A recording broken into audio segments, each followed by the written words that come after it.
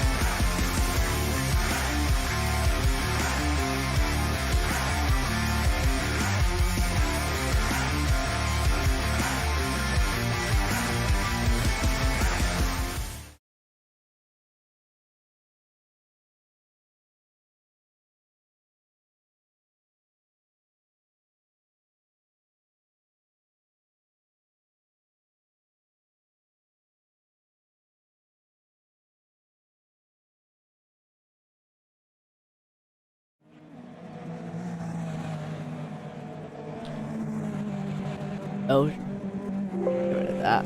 There we go. And hello. One death is one drink. That's from previous. Yeah. Hello, viewers, and welcome to round 5 of the MSR Formula. Oh, I've completely forgot the name. But yeah, welcome to Long Beach here in America for the MSR Formula USA 2023 League here at MSR. Got it eventually. And as always, joined by WMDR Martin. Greetings, everyone. Also, I'd just like to quickly point out that the stream is titled He MSR Formula USA 2023 League. Oh my god. I will fix Good that. stuff, good stuff. A sec. But, yeah, we're just starting qualifying here. But, yeah, so quite a different track than last time. And so, yeah, but I've got to get my words out. I've got to drink more Red Bull. But yeah, so quite a different track than last time. A lot of barriers, which is what I was thinking was missing from the last track. I know that there were a lot of track limits things going on there, but I don't think there will be any today, considering those walls very much do not look like you can take the track limits any further. You instead of you cutting them, yeah, exactly. As we're on board with trouble here, provisional P3, but no one set a time yet, so it's still all up for grabs. You can see quite a bit of countersteer already. This qualifying session, you're going to see the cars really, really on edge. I could see how people were pushing the cars in practice, and it was some scary stuff. Yeah, this track is, I mean, it's a road course. It's going to be extremely bumpy, and it's going to be extremely hard to know when you're going to need that limit of grip and how fast you're going to have to accelerate from out of corners. Most corners, of course, it's a street circuit, are going to be 90 degrees. That's going to cost him a crap load of time. He actually went quite carefully into the parking lot section, but then I think he just steered a bit too sharply there and chucked in the rear end, now hitting a bit of barrier as well. That's not going to do his car or time any good. See what time he's going to get. Again, provisional P3 for a split second. He's been beaten by Eisenchenk by 4 seconds. Yeah. They got 5 seconds I cannot count. Oh, and yeah, Tomahawk's setting the current provisional pole just ahead of Ultimate K's by just over a tenth. So that is that is a really nice time. But he's still got 6 minutes 45 left on the clock to improve, since as always there are 2 groups, the first one coming out in the first 10 minutes, and the next one will come out in the second part of qualifying. I'm just glad that I'm not one of those tiny little shrubs or flowers on the outside of that roundabout in turn 2 or 3, whatever it is, because that looks like it's going to be used a lot by these racers tonight. Yeah, by the end of it, it's no longer going to be a garden. It's going to be just mud, and we're going to see. There's someone in the barriers there, I think. Ooh, Runelink as well, just beating Tomahawk. But can Tomahawk come back and take his provisional pole back? And he can. It's enough, yeah. By less than a tenth. I wonder how much that slipstream on the final straight would have helped him with that, because less than a tenth is not all that much. Yeah, could easily have come from the slipstream. But let's go ahead and go on board with Michael. Currently not set a time yet. That is a very dented looking front wing. Oh, and that's a very dented wall. He's still going though. I'm not sure if that lap's going to be valid, but he's definitely getting some practice laps in, I assume. Yeah, hopefully. Keep in mind as well, not all drivers having that much time to practice, so some people practically treat quali as practice. But that car is definitely not going to be crossing the line anymore. Yeah. Yeah, extremely close between the top 3, 2/10 separated. The top 7 separated by less than a second. So already... Rulink's taking it again. He's back into P1 by 18 milliseconds. I think that was the same gap he had last time, wasn't it? Yeah, actually, yeah. So Runelink, the first person in the 107s, and barely in the 107s. But it looks like we're going to be seeing a war of times between Runelink and Tomahawks. You can see Tomahawks warming up his tyres. He needs to get that extra grip so that he can get that ever so slight, that ever millisecond that he can beat RuneLink and able to take his provisional pole back. But of course, he's got to watch out for that second group, and that second group has got Gillis Homan in, which I saw him in practice was extremely quick, and he's already known for winning at the track. In the first season of one of the AMS2 leagues, he ended up winning the first race at Long Beach. So whether he can do the same today, whether he can put it on pole and potentially win the race, it's all up to him in the next, well, once these guys are done. But yeah, after the next 3 and a bit minutes have gone, I wonder, is Gillis going to be able to show that pace that he had a couple seasons ago? More than a couple, yeah.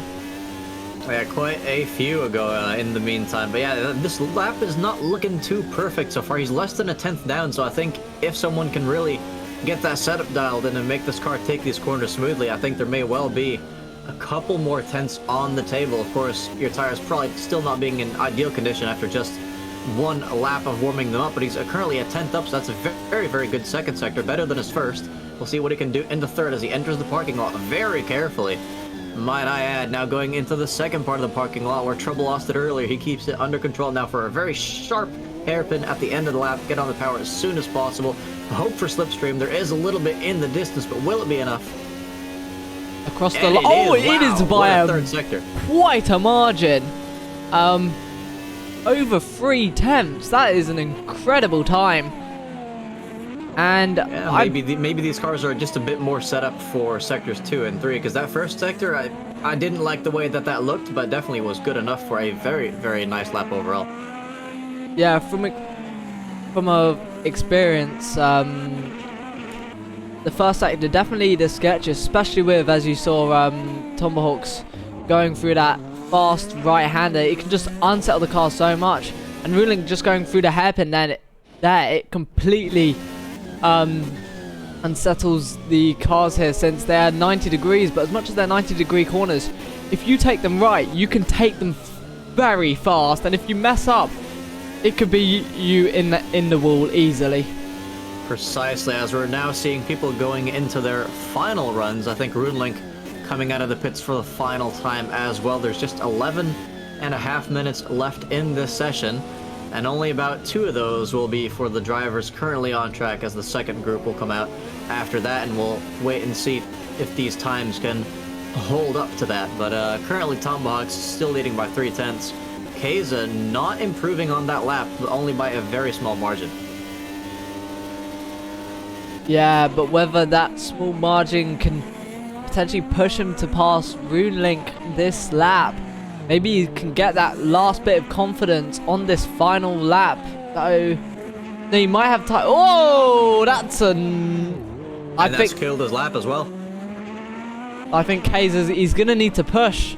If he wants to get another lap in. Is that Kay's pitted? No, that's still people. No, I'm just checking to see who that was. I think it was Cuckoo in the wall. As unfortunate if it was. That's completely gonna have ruined Ultimate Kay's lap. But he's pushing still, you can see. He's pushing to make the next lap, because this lap is a total loss. He's a full second down on his time, but if he can cross the line before that 10-minute mark, I think he still has the right to set one final lap and then come into the pits. Yeah, it's about to hit the 10:30 mark, so we're going to start to see some drivers lining up outside of the pit lane, waiting for the 10-minute mark to go. And he actually recovered 2 tenths in that final sector, so he's definitely got the pace to take P2 at the very least. Just has to make sure he doesn't do a mistake, and has to make sure that curb there in turn 1. Yeah, hopefully that will pay off. But yeah, just got to make sure he doesn't do any mistakes or gets as unlucky as he was. He's almost a 10th up coming out of the first sector along the sketchy right-hander. You can see a bit of counter steer there as we come into the left-hander here. Taking it very, very tightly as well. More counter steer, getting on the power extra early. We'll see what he can do for this next one. Go over that red line, take as much track as possible. Ooh, I think he was a little compromised on exit, but he's still improving.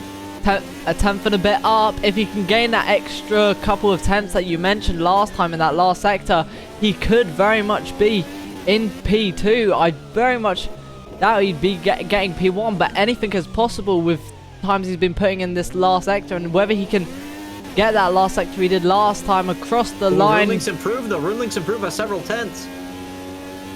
And K's does too. It's not enough. I think it would have beaten Rudling's previous time, but Rudling is in P2 still with a 107.82. That's 600ths faster than K's. Yeah, very, very close between the top three, I have to say.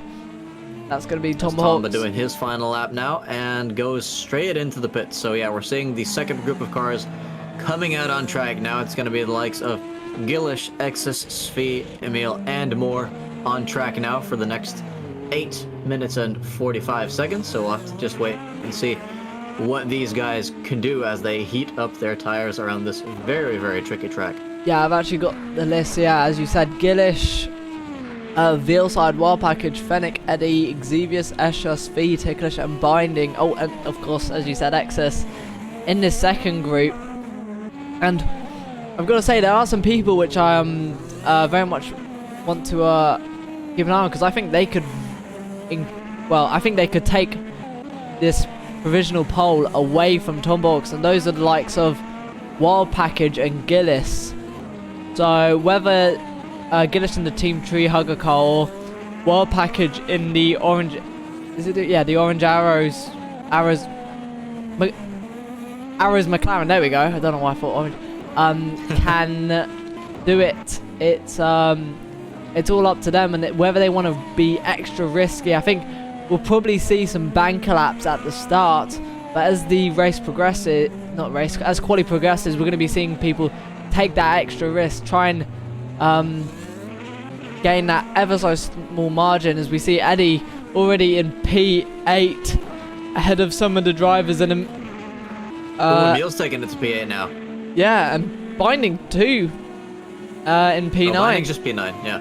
But we've gotten some interesting testimonies as well from some drivers in the first session. Apparently Trouble saying he struggled to set a better lap because his tires were dead after 6 or 7 laps. That just has me wondering why he didn't pit. Oh, that's... I mean, he got a free set of tires. We saw practically everyone do a couple runs and then come in. Interesting strategy indeed, but we'll just have to wait and see what position he'll end up in the very end. He's currently still ahead of Shad on what I assume is pure pace. We got Svi behind with, that's definitely not a representative lap. And then a couple people who still haven't set any laps as well. Current personal best of this group is a P8 for Emil. Yeah, Emil coming out the last sector. His personal best is going to improve just as Svi's has. So Svi up to P7, but Emil's going to get in front of him. And where's he going to place it? Emil's P5. Nice.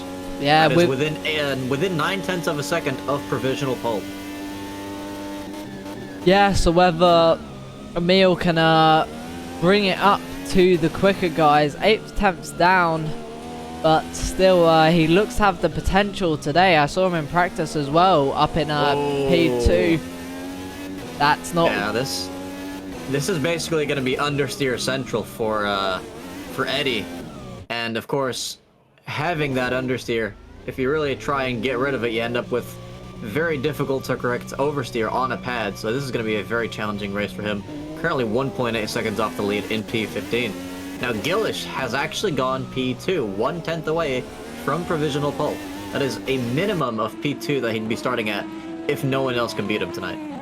And he's still got 5 minutes left on the clock, so whether he can drag those that 1/10 of a second away from Tom Borks and managed to put it on par. I mean, he's already up by a 1/10. But he did touch the wall at the start of the straight, so that may cost him a little bit of straight line speed on that straight, but we'll just have to wait and see what he can do in the final sector with a car close ahead. Hopefully that doesn't give him too much dirty air, but these are very slow corners, so probably not. If anything, it might give him slipstream on the straight. Yeah, across the line. Can Gillis take away provisional pole away from Tom Borks? Oh, not quite yet. Yeah, so extremely close between these top 2 drivers. They're definitely going to be battling out. Oh, and there's a lot of people coming out of the pits as well. That's going to impede him. Oh. Yep. The dirty air doing him no favors there, or maybe it just distracted him. That is a very common occurrence on this track as well. People coming out of the pits. You're not quite looking at your usual braking or acceleration points, and you're straight into the wall. Yeah. I think something definitely that is quite wrong with this track is the pit exit. I've got... Oh, Fenix blown his engine. Impressive, but he's done so in P5 and within half a second of provisional pole, so that is not a bad qualifying lap whatsoever, as he's only behind Gillish for this part of the session. As I said, that gets bested by Emil, who is now P5, and only 400ths ahead. Yeah. As the camera wanders the track in search of... It's doing a full someone. I think it's looking for Fennec. There he is. Fennec is alive, but he is ghosted. Yeah. Since he's blown his engine, he now becomes ghosted. Which might be for the better. Wasn't that like some sort of exploit that allows you to drive through other people if you do that? Yeah, that would, I think blowing your engine very much, it makes you permanently ghosted essentially. I wonder if you still get slipstream in that state. I mean, I don't see why he wouldn't, but I hope these exploits aren't on purpose, because that would be... Ooh, yeah, that would be quite controversial, as he's currently a full minute behind his personal best lap. I would not recommend setting those kinds of laps, as Emil currently still P5, Gillish on track in P2. Let's take a look at some of our other drivers for this part of the session. Xevious up in P10, about a second behind the leader. Svi not far behind at all, and currently improving by 9 milliseconds, although it's changed the delta, so that might be a glitch. Binding currently P13, followed by Excess Eddie and Ticklish Picklewickle, all very close to each other, so that is looking good for the race. Yeah, and whether these drivers currently out can improve any more, I've just seen something shift. I think Xevious has popped it up into P10. He was already in P10. And something's moved around that I didn't see, but no, Binding's moved up to P11 then. Ah, yes, he has, and that is an identical... Whoa, that is very strange. That is an identical lap time to Svi, but Svi said it earlier. Yeah, he's behind Binding, as we see someone absolutely binning the car. The FIA clearly favoriting the blue crew car. Interesting politics at play here in Long Beach. Currently looking at the clock, there's a minute 46 left, so that's about good enough for 1 or 2 more laps. Seems like Binding's improving on this one, could well get himself into the top 10. We'll stay on board with him for this lap.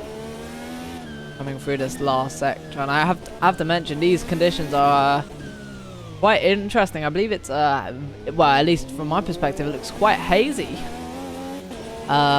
this evening.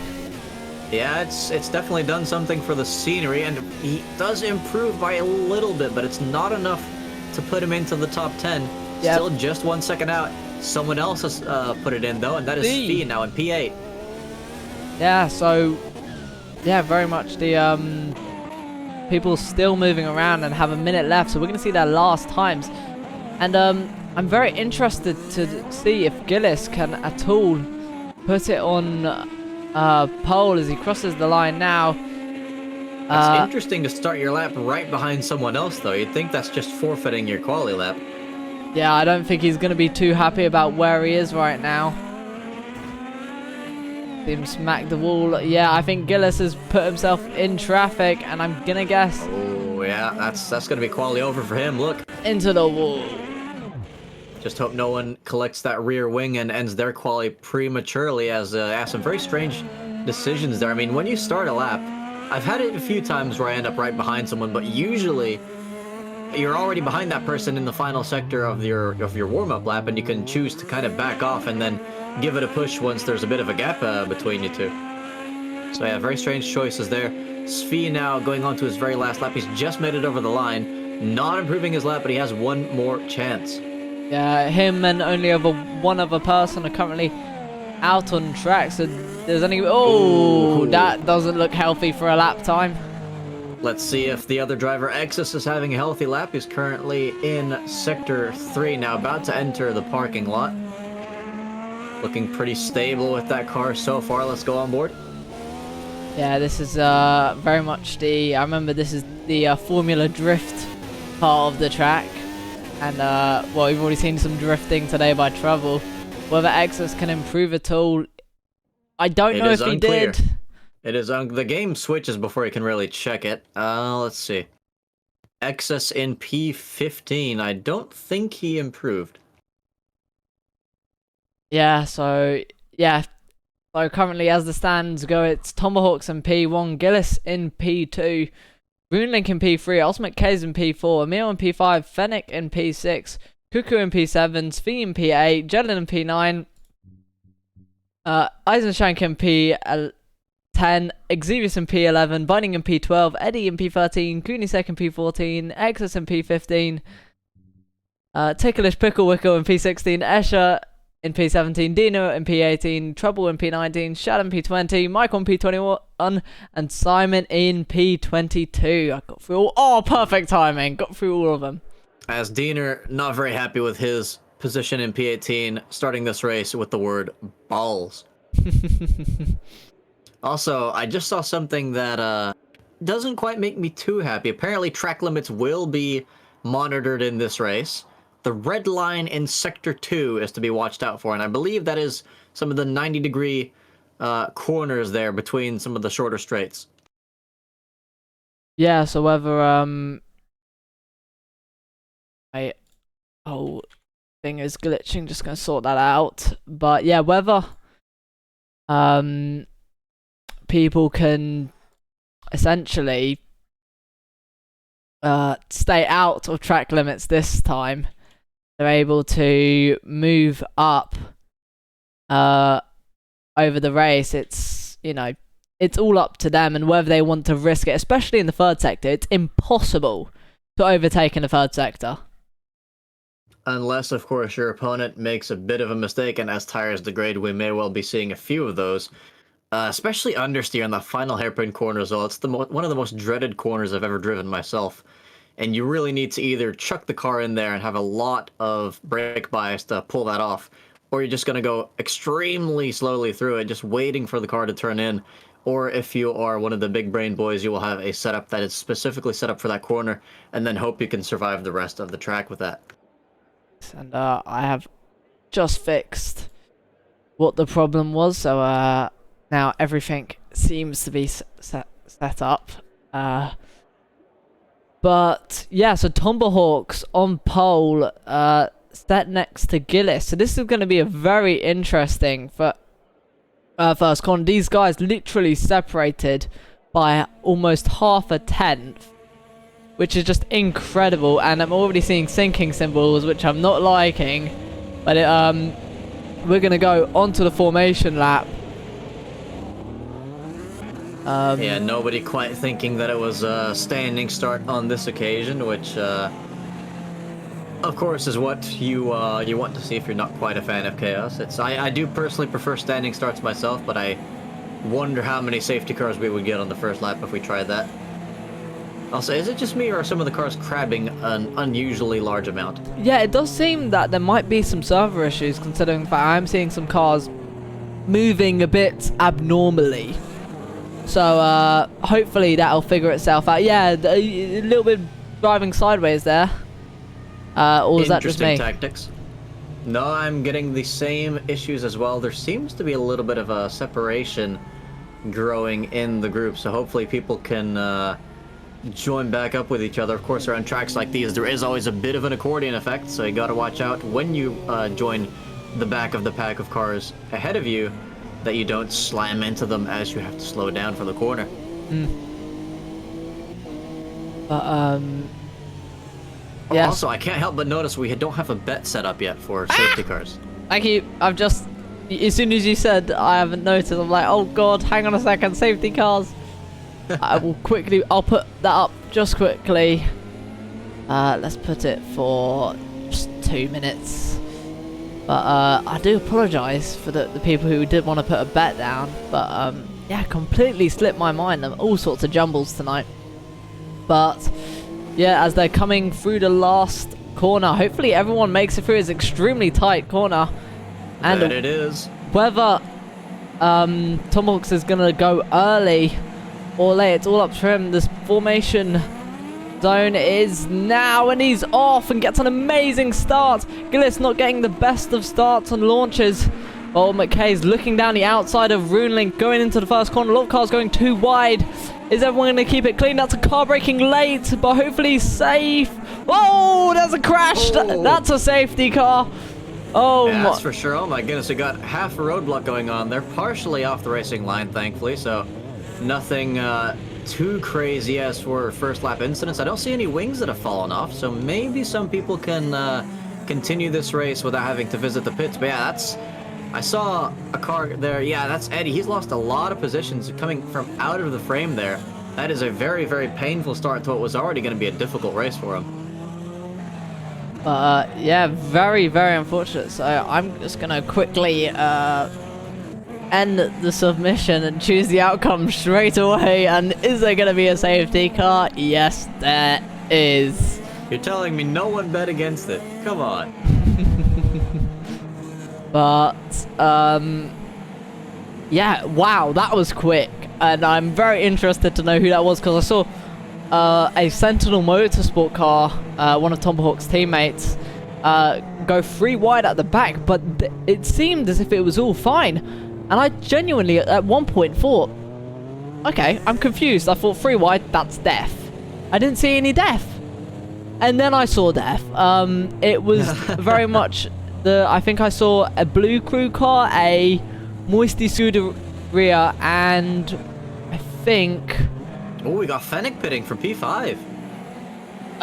I don't think that's glitched crabbing this time. I'll say that. I don't know, the wings look fine to me. They may just be a very, very odd strategy. Wow, this is extremely long pit lane. Yeah, it's actually probably one of the most costly places to pit at in the game, so the fewer pit stops you can manage, the better. Of course, if your tires are about to fall off a cliff and you think you can no longer drive the car safely, a pit stop is always worth it. But yeah, this is definitely one of the tracks where you really want to avoid the pit lane if you can help it. I must mention, it's probably one of the only pit lanes that I know that has 2 cameras that isn't a pit exit camera. Yeah. So, But in the meantime, remember as well what I mentioned, how a lot of the people seem to have relatively undamaged cars of the ones involved in that incident. We saw some people in the upper midfield pit, but I don't think we saw practically anyone from the back pit. Like all these guys, Eddie, Trouble, Exus, they all stayed out. yeah, I mean, whether it could be a strategy call, we just don't know. It could be very much that some drivers are on the harder compound, the primaries, and they want to stay out longer, then pitting wouldn't be with their strategy. Or maybe some drivers just on the soft and options just want to go for the option tire, keep that place. I mean, it is a street circuit, so it is a lot harder to overtake than most circuits. And you've got to remember Julian Palmer's wise words as well. You've got to be alert at a street circuit, as people have already demonstrated. But I've got to say, this is probably the first race I've ever seen with a turn 1 crash that has a safety car, and practically none of the people involved went to the pits for damage. Oh, and it's already green flag running. Tomahawks running away again, followed by Gillis behind, 2 wide behind. Ultimate K is already up into P3. Ruling getting an absolutely horrible start.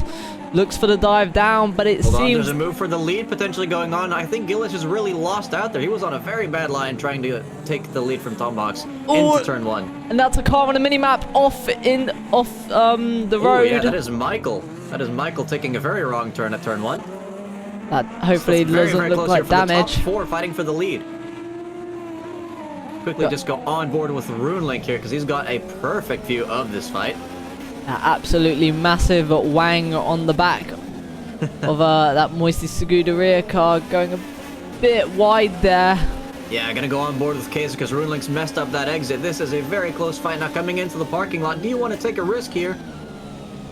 Gillis decides better of it. Just decides He's still looking at that inside line. It's still kind of open. Has Tomahawks compromised himself? Oh, that's a shot from the rear. Yeah, I think Kazem might have gotten a tap from the rear there. Hopefully he's got no damage after that. Yeah, that was, I mean, that definitely wasn't something that felt like a massive shunt. I mean, of course, going into that hairpin, there's gonna be a massive train essentially that is going to be behind you, and if they don't slow down behind, they could potentially try go for a dive and essentially just whack into the back of you as well.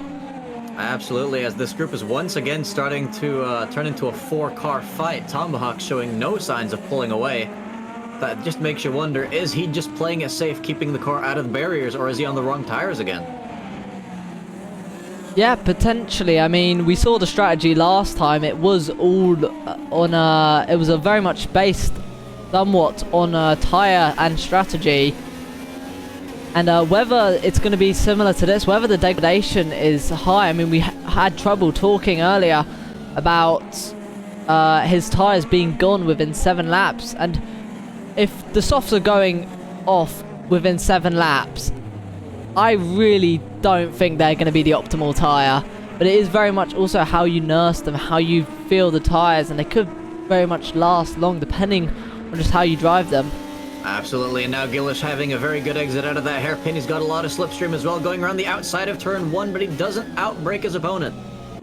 Yeah, Tomahawk's taking a semi-defensive line and then crossing over. Oh, bit of contact. Yeah, in the hairpin. So that's where all the flowers have been murdered, and that's where I imagine a lot of rear and front wings are going to get murdered as well. That's Tomba in the wall. Hopefully not damage inducing. That will be very much upsetting for him if he has. Yeah, the top 5 separated by about a second. That is very much incredible driving between the top 5 currently. Absolutely, as RuneLink once again getting a little closer. I think Tomba may be starting to pull away a tiny bit. They have Michael and Shad in the pits now, but for the rest of it, it seems like most people are keeping it clean. There's a massive group towards the back of the grid there. Just quickly gonna take a glance at these guys, see how big that group is. Yeah, that's a lot of people right here. Yeah, and side by side as well in this group. I think RuneLink has lost some time off camera, but yeah, just look at this going into the parking lot. Eddie going all the way around the outside. He's going to have the inside here, but he's going to be stuck on the outside for the next corner. We're going into turn 1 now for the lead. Oh, Gillis decides to not try around the outside, not being on the racing line. That's going to leave him very much in the clutches of Ultimate K's behind. But it's just very much how defensive do you want to be here, and you know, too defensive can leave you compromised to even the person behind. If you go too defensive in this car, third place can end up getting a massive run on both of you. Yeah, exactly. And the thing is as well, maybe Tomba is potentially driving at this pace on purpose and just trying to save his tires while making everyone else waste theirs. But then you've got the added risk when you have a fast driver on your rear end for as long as he has Gillish right behind him right now. The chance of him outbraking himself or taking a different line and accidentally causing an incident is very much increased. So you don't want to be close to people on this kind of track. Yeah, but it seems that the top group cannot stay away from each other. That's Gillis looking around the outside again, but he's side by side this time. Can he try it? No, he doesn't. Still behind another lap. Yeah, Tommy just holding on to that inside line every single time so far and not giving Gillish the opportunity to outbrake him. So that's a solid defense into turn 1, and he just has to keep it on the racing line for practically the rest of the lap. I do wonder, can Tomahawks... I mean, it looks like he's at a disadvantage right now with the way that Gillis is just putting the pressure on. And I do wonder, can Tomahawks keep it cool? Can he stay under pressure? You can just see how close and how many cars are in Tomahawk's mirrors. There's got to be some sort of... His heart must be beating. I mean, I sure hope it is, because otherwise he doesn't have a lot of time left to live. But currently going into this final sector now, still as close as they were on lap 1. I'm surprised they haven't lost any wings yet with how close they are. And we're going to get another slipstream fest down into turn 1. Now we'll be on board with Kaiser for this, because RuneLink has started to drop off from this fight just a tiny bit. Yeah, whether this could now start to show what tires people are on and what strategies we might see are in play. I do wonder, but still though, this top group is just... They can't... They're like glue right now. They just can't they're completely stuck to each other. Yeah, exactly. It does make me feel a bit bad for the rest of the grid because there are a lot of tight packs right now, but this fight for the lead is definitely something we don't want to miss because I cannot count on my hands the amount of times that we have missed a very important position change. So we'll stay in this fight for the top 3 for now. A lot of points at stake here. Yeah, oh, bit of dust flying up from someone whacking the wall, and that's Tomahawk's going defensive into this corner. Can Gillis try it around the outside? He's not going to risk it. He's playing it safe, but still kind of almost poking that nose to the inside of the parking lot section and playing it safe in the hairpin. So he's really, I think, just trying to feel where Tomahawks might have potential weaknesses. Yeah, I mean, it is only lap 9. Make that lap 10 out of 55. So he's got about an hour to still make a move. So whether he can do this or whether Tomahawks can just keep Gillis behind over these next laps, I'm genuinely curious. Yeah, I mean, it's definitely a high chance of making even the tiniest of mistakes at this track. We know that there's some walls here that are very eager to basically chomp all over your suspension and take away 1, maybe even 2 wings. So yeah, just the tiniest error which you do not want to make on this track can ruin your entire race. And so far we've seen a little bit of wall contact, but then again, we really don't know if that's purely visual and glitching on the game's part, or if that's actually these guys hitting the wall and getting a little bit of damage. Ultimate K is getting really close to the back of Gillis there. Very much winced a bit. Yeah, that exit from Tomahawks, they're definitely taking some very different lines in that final corner here. Again, close enough for a lot of slipstream for Gillis, but if Tomba's not going to give him that inside line, I just can't see him making it into turn 1. Gillis trying around the outside, leaving him compromised, but Tomahawk just keeping it in front, but they're still extremely close going into the roundabout section. But just Gillis, he's behind him, but he just can't make the move. He's got the pace to stick with him, but just cannot get past. It makes me wonder as well when we're going to see the pit stops. I mean, currently if they pit, they're definitely going to come out in a lot of traffic. But once the pack starts to spread out a bit more, if they're lucky enough to avoid another early safety car, then it'll be interesting to see who decides to go for the undercut or if the overcut is the way to go on this track. Yeah, and well, I mean, it's already a fifth of the way through, and I wouldn't expect pit stops this early, but who knows the strategy, as the sun seems to be lowering as well. So maybe if people were practicing on some higher temperature track, I mean, I know it's the evening, so the track is definitely going to be cooling down, and whether that's going to affect the inside line. Gillis down the not sleeping. Gillis down the inside. Can he keep it on the brakes? And he has. That's a move for the lead. Gillis up into P1 on lap 12. I mean, as soon as you had the inside line, that was a done and dusted overtake. I don't know what Tomba was thinking there. Maybe he's just not happy with having to deal with all that pressure, and he thinks K's might be a bit more easy to manage. But that is a rear wing that has been absolutely smashed into by Gillis. So I wonder if that gave him any damage. I hope not. That would be that would be some absolutely annoying stuff, I'll say that. Michael's in the pits, but it's not his wing. That is a very, very different colored car. There is another slow driver on track. Oh, who's that? Oh, that's going to be whoever's wing it was. Is that Shad? It is Shad. That is a destroyed car. Yeah, Shad's suffering on the controller. And hopefully he can get his wheel back in action soon. But yeah, you can see Gillis, he's slowly making a break from Tomahawks. But this Kays is now looking to make a move as well as Tomahawks. No, Tomahawks defending this one a bit more hard than he did the previous lap. But Kays is a bit more brave on the brakes than Gillis. Wow, extremely close. You can see how close their tires were together. And yeah, just an absolute masterclass between some of these top drivers. But something that isn't, that Ultimate Case isn't going to be happy about is the fact that Gillis is now getting away from him and has already got a second and a half on Tomahawks already. I was thinking the exact same thing. Case has got to get by Tomba really, really quickly if he wants to maintain his challenge for the lead of this race. Otherwise, he has to hope for a safety car. We have lost one driver. I believe that was Shad, after making it to the pits, has retired. Unfortunately, very early on in this race, or about 1/5 of the way in. And the fight for P1 has died down now that Gillish has overtaken Tomba. But Tomba still defending that podium. So, keeping an eye on these guys for now, but may well be heading the camera towards the midfield soon. Yeah, there is another thing I have to mention. So I mentioned how Gillis ended up winning last time here in the stock car, but you won't guess who became P2 and 3. Tomba and Case. Yeah, Tomba and Case. So it's almost like we were here on the first season of AMS2 in the stock cars, of course. In a lot. That's just proof that MSR is completely, entirely rigged. Good night, everyone. We already know how this is going to end. And that looks like another safety car. Safety car, wow! Something's happened in the third sector. I wonder what... Oh! That's what happened. Xevious is upside down. Xevious can't reset, and neither can, who's that on top?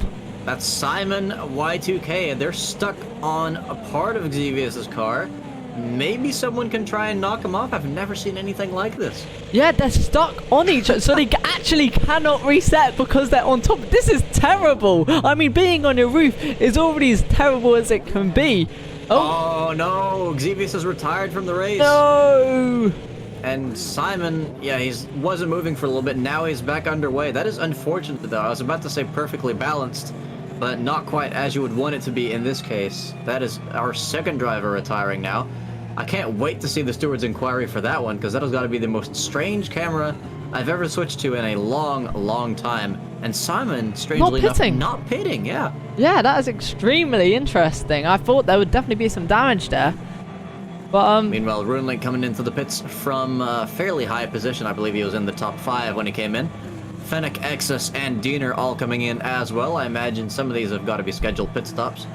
Yeah, I mean, it is lap 15 out of 55, so I think someone might be now trying to get undercut, try to get that advantage, but that is I still can't get over that. That's as weird as the when the two Porsches were on top of each other, of course, in real life.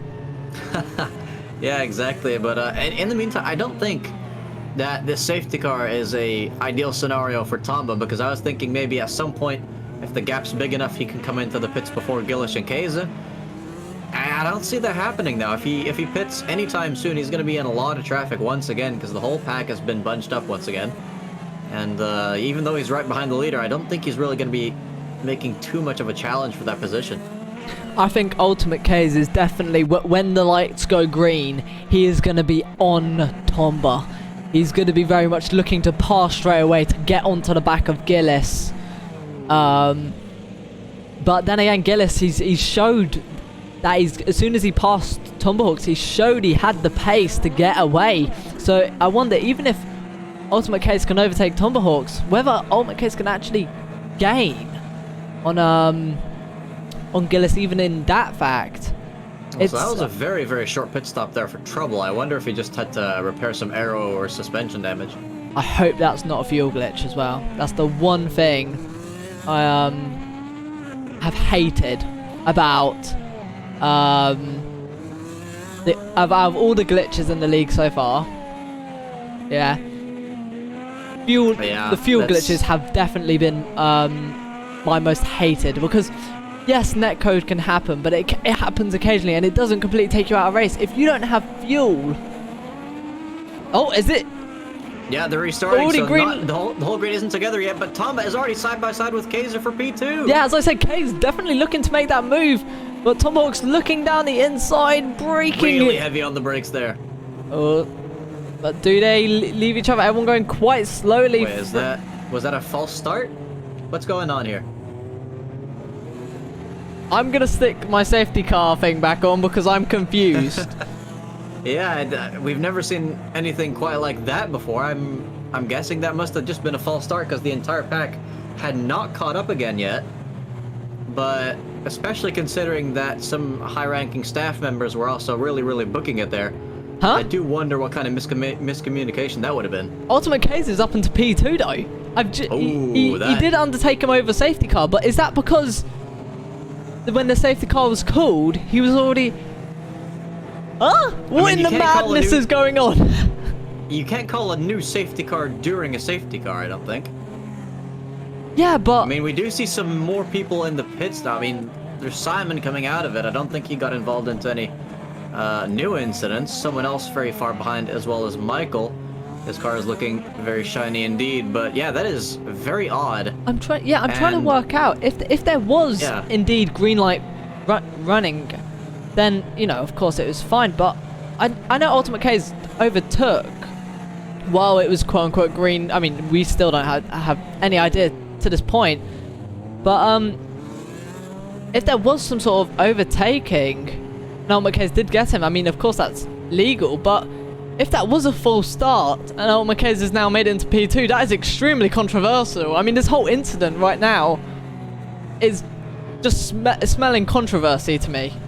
Yeah, especially because I mean, of course, it doesn't have any impact on the legality of it, but that has robbed us of quite a nice fight between Keza and Tomba, especially with Tomba holding the inside there. I'm honestly not even sure how Keza overtook him, because Tomba was ahead in turn 1. Yeah, but I would say yes, he was, but I think when this additional safety car, I mean, I'm guessing there was additional safety car, because that's the only way Ultimate Case, of course, Ultimate Case, one of the people who helped. Wait, Michael coming in again. Maybe he's got a field glitch as well, but we've got more people into the pits. Maybe something happened towards the back of the grid. I mean, but that would have to be incredibly unlucky for Tombox, because that was a very, very short restart indeed. Yeah, Fennec was being held there for a long time. Still not being let go, in fact. Although, I just want to mention this here.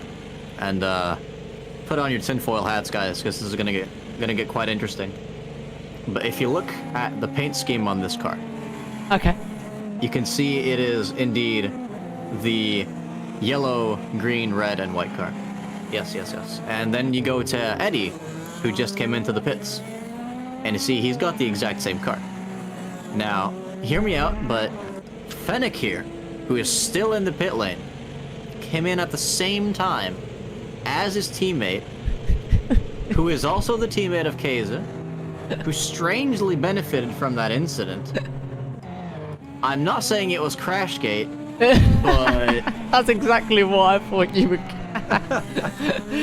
That is... Yeah, Allegedly. Remember, my lawyers told me to tell you that. Yeah, yeah, Interesting scenes indeed, but this race is probably going to get underway soon, I imagine. They're on the main straight. No, I don't think they've already passed the line, so, yeah. Wait another lap for the final few guys to catch up. We now have Eisenschenk in the pits. Oh. You and your theories get me every time. Some of the best parts of the stream. But yeah, that was, yeah, very hey, interesting. That's just a theory. An MSR theory. Yeah. A race theory. Yeah, so the orders sounded like Eisenschenk's car was just going sounded like a beatbox for a second there. Yeah, the pit limiter does do interesting things to these cars. I mean, they're not designed to go whatever low speed that is. What is it, 80 kph or something? Yeah, the pit speed 80 kph. There we go. 80 horses. Let's go. Seems like people have stopped heating up their tires, at least in this part of the track. Do you know if the tires, like on this track, are they in danger of overheating at all, or is it really tire wear you're supposed to look out for? Funny enough, I haven't done a lot of practice for this track, but I wouldn't be surprised since it's such high temperatures in this area. Oh, hold on. We have someone, according to my minimap, in the pit lane, but no one in my timing sheet is in the pit lane, so I'm guessing someone retired, or is that just a glitch? I don't know. You can see them as well on your map. I can see them as well, yes. I will see if I can scroll down. Michael? No. Fennec? I don't see any name tag from on board Michael's car, so I mean, unfortunately couldn't quite catch who that was in the pits. I remember us starting at 20. It could be Xevious. Oh, and Michael's missed turn 1 again. Thankfully, under safety car conditions, so no harm done except for... Let's check if they're going to go racing this time. I imagine they will. Oh, yeah, oh, we're and on they board do. for it. Perfect. That was a very early start. But yeah, Gillis flying away straight away. Svi looking for a move in the background against Tomahawk. Too wide as well between a pink and a blue car. That's Ticklish making a move on Binding. I think that's Runelink. Runelink's missed turn 1. Oh, that doesn't look... Yeah, that's not a fun place to be. The Arrows McLaren not having the funnest of times in that little off area. He's gone from a highly points-paying position down to P19. That's the penultimate spot on the grid right now, and his car's probably got some damage for good measure too. That has really killed his race. Yeah, if I was Runelink and that was due to someone whacking into me, I'd be fuming, without a doubt. Actually, I think he just quit the race. Yeah, he has rage quit, I think. Oh no! Yeah, I would absolutely be angry as well, but if he has rage quit, that is extremely unfortunate, and that's gonna, I believe we're not halfway, so it is gonna count as him not attending a race, which is very unfortunate on his behalf. But yeah, seems like the fight from the top positions is not as spicy as it was before, so we're gonna go down the grid a bit more and give some of these guys some well-deserved screen time. We have Eisenchenk here chasing down Simon for P14 at the minute. Yeah, the grid feels a lot closer, but hold also... on, what's going on ahead? Someone's almost missed turn 1. I think that was Exus. Let's go on board with Trouble right behind. Yeah, Trouble was extremely close to the back of his gearbox. And looked like he was going to try and make a move, and that's a rear wing missing. Yeah, it just despawned, but I imagine that was not from before the safety car. Yeah, so whether there is a car out there, it looked like an Arrows McLaren, so it could have been... just look at the understeer on Trouble's car. That does not look fun to drive at all, but yeah, dropping a little bit further back now from... Oh, well, Simon's dropping even further back. I'm not sure if Eisenchenk has any damage from that one, but yeah, it looks like there might have been a collision. Oh, that's damage for Simon, yeah. Simon, yeah. I think. What's Fennec doing in last place? Oh wait, he was the one with the extremely long pit stop, yeah. Yeah, but now I think he's going to be able to promote himself from, I believe, last place. Yeah, so the Moisty Scuderia, not the best for the team, but currently on Makezo in P2, and if hopefully he is able to... Fennec's in the pits again. No! I'm not laughing at Fennec being in the pits, I just thought that was an extremely funny voice, so I wouldn't mind if you brought that one back a few more times. But yeah, very close battling going on in the lower top 10 regions here. Seems like, yeah, just one mistake is really enough to put you back several positions, even if you manage to avoid the wall, so a lot at stake here. Yeah, it's very much of the fact that there is no grass, there is no gravel pit, there is absolutely no runoff, there's no... If you make a mistake, you gotta hope that it's only by a small bit.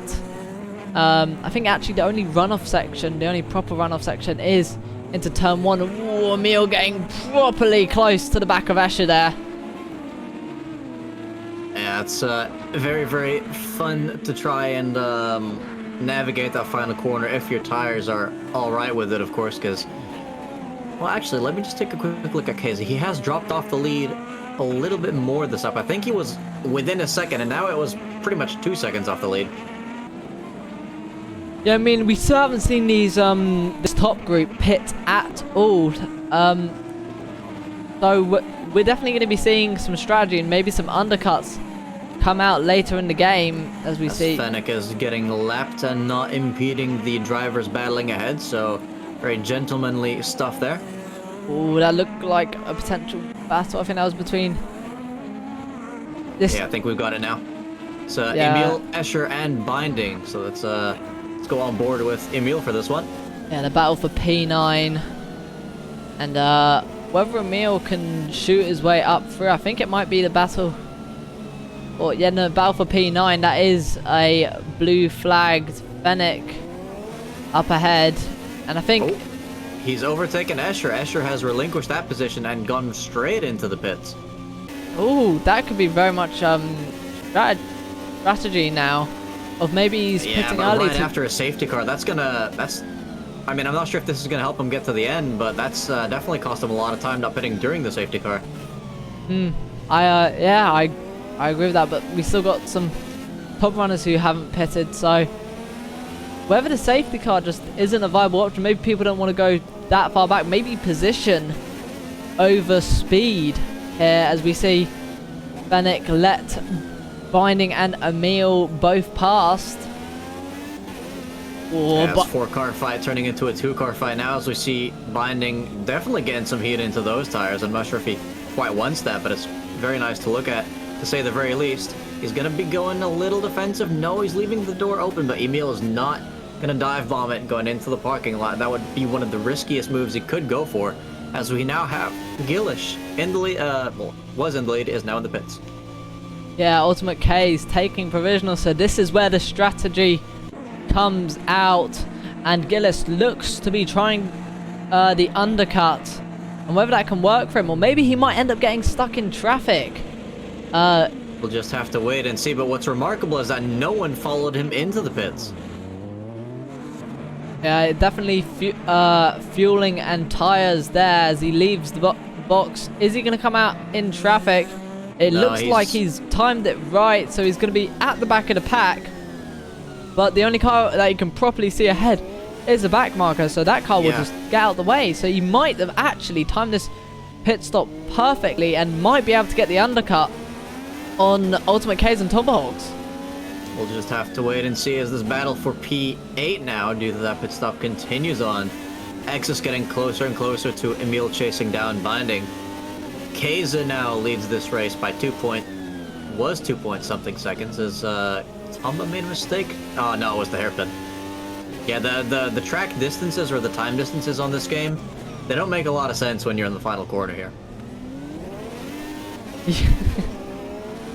Yeah, but we've already had a fair amount. Ooh, hold on. It's very close here between, I believe this is Jedlin and Svi now for P3. They'd gotten pretty close earlier, but I thought this battle died down a bit. They're right back at it now. Yeah, Jedlin putting the pressure on and trying to make it a 2-3 for Sentinel Motorsport, but Svi in the way of that. And whether we're going to see Jedlin do it for the team or have to stay behind in P4, it's all unknown. Taking a bit of liberties through that. I think you mentioned something about track limits, if I'm not mistaken. Yeah, which, again, not a fan of it, especially on this track. Because I remember in the last game, I'm not sure if that was due to an update or what, but I remember always getting penalties going through those right-handers because of that disgusting red line. I mean, you're using the walls for 99% of the track, and then for 1% they decide to be a butt about it and use that red line. But then, at some point, while playing, and this is PC2 I'm talking about, they just stopped giving me penalties, so I'm not sure if they took it out of the game or what happened there. But Jedlin now getting very close to the back once again, just not close enough to take off his wing, fortunately enough. And yeah, it seems like we're using track limits again for this track in this game with the red lines. So it's going to be interesting to see how many screenshots are taken this time. Hopefully not too many, since I will say last year's meeting not the funnest, but as Eisenchenk is now eyeing that position of trouble in P12. Very close between these two. Very careful drivers as well, not known for being too reckless. Maybe a bit of a sloppy mistake every now and then, but definitely... Oh, as we see one right there. Keeps it out of the wall, though, so his race is still alive. It's cost him significantly, though. Yeah, that looked as if Trouble locked his rears going into that and tried to just hold the car and just ended up sliding it in the into the off-road there. And may well be those tires aging, and of course the older those tires get, the more difficult braking, steering, and acceleration get. So yeah, not very fun to be driving on old tires. the guys who have not pitted at all yet, they must be suffering somewhat. Ooh, and it looks like the rears on Sphere are suffering too, because he's got no traction in that car. Yeah, but hopefully... Gonna take the bumper cam now, because this is a very good view. A little bumpy, as you mentioned earlier, but you're not gonna get any closer to the gearbox of an F1 car than this. Or an Indy car. Or a Formula USA... Well, not legally an Indy car. A Formula USA 2023. But, Formula America, I'll put it that way. As they're about to enter the parking lot section for the 27th time, once again completing it without any injuries. Definitely taking different lines, and that's not going to be due to dirty air because of how slow you're going in these corners, but not the worst exit for speed there. The gap between these two is currently 4/10, so yeah, that's not going to be easy for Jedlin to try and pull off a move here. There's something that's been ticking in the back of my head over the last 3 laps, and that's the fact that no one has pitted. Oh, that's Emil going for the move on Ticklish. Oh, almost contact. Oh, wow, look at the amount of space they gave each other. That was beautiful. Honestly, that was very gentlemanly, but I think, yeah, Ticklish relinquishing that position to Emil, and you can just see Emil's already got that absolute pace on him and's already got over a 2-second gap, it seems. So who has troubles into the pits now with what seems to be a little bit of a damaged car. which brings me back to that original point. I was surprised I haven't seen anyone to cover off Gillis. Yeah, I mean, Gillis pitted, you know, as we said, surprisingly early, or maybe on time. Either way, it was speak of the devil. That is Keza in the pits now, so that leaves Tomba out in P1, potentially waiting for yet another safety car. But with all the people that have been quitting this race, we've only got 18 drivers left, and they're not all that close to each other anymore. Yeah, yeah. Oh my goodness, what happened here? That was contact, and well, Tomahawk was very much going to be looking for a safety car there. It almost looked like a safety car with how many cars were in that small enclosed space. But yeah, none. And yeah, I think that was just someone trying to go into the pits and someone right behind him potentially not realizing that. But yeah, Gillis Homondo overtaking Ultimate Case by quite a bit, I have to mention. In the pit, he's up by about 8 seconds. That was originally, I think, almost a 2-second gap, and it's quadrupled. No, not quadrupled. Yeah, quadrupled to 8 seconds. Yeah, I'm thinking Keza might be going for the one stop on this occasion, and I'm not sure if Gillish is able to do that with his current strategy as Tomba now pits to cover off Keza, but how much of an effect that's going to have. Wow, as Sfina coming in as well, right in front of Jedlin, that puts Jedlin into the lead. Yeah, Jedlin in first, but definitely not.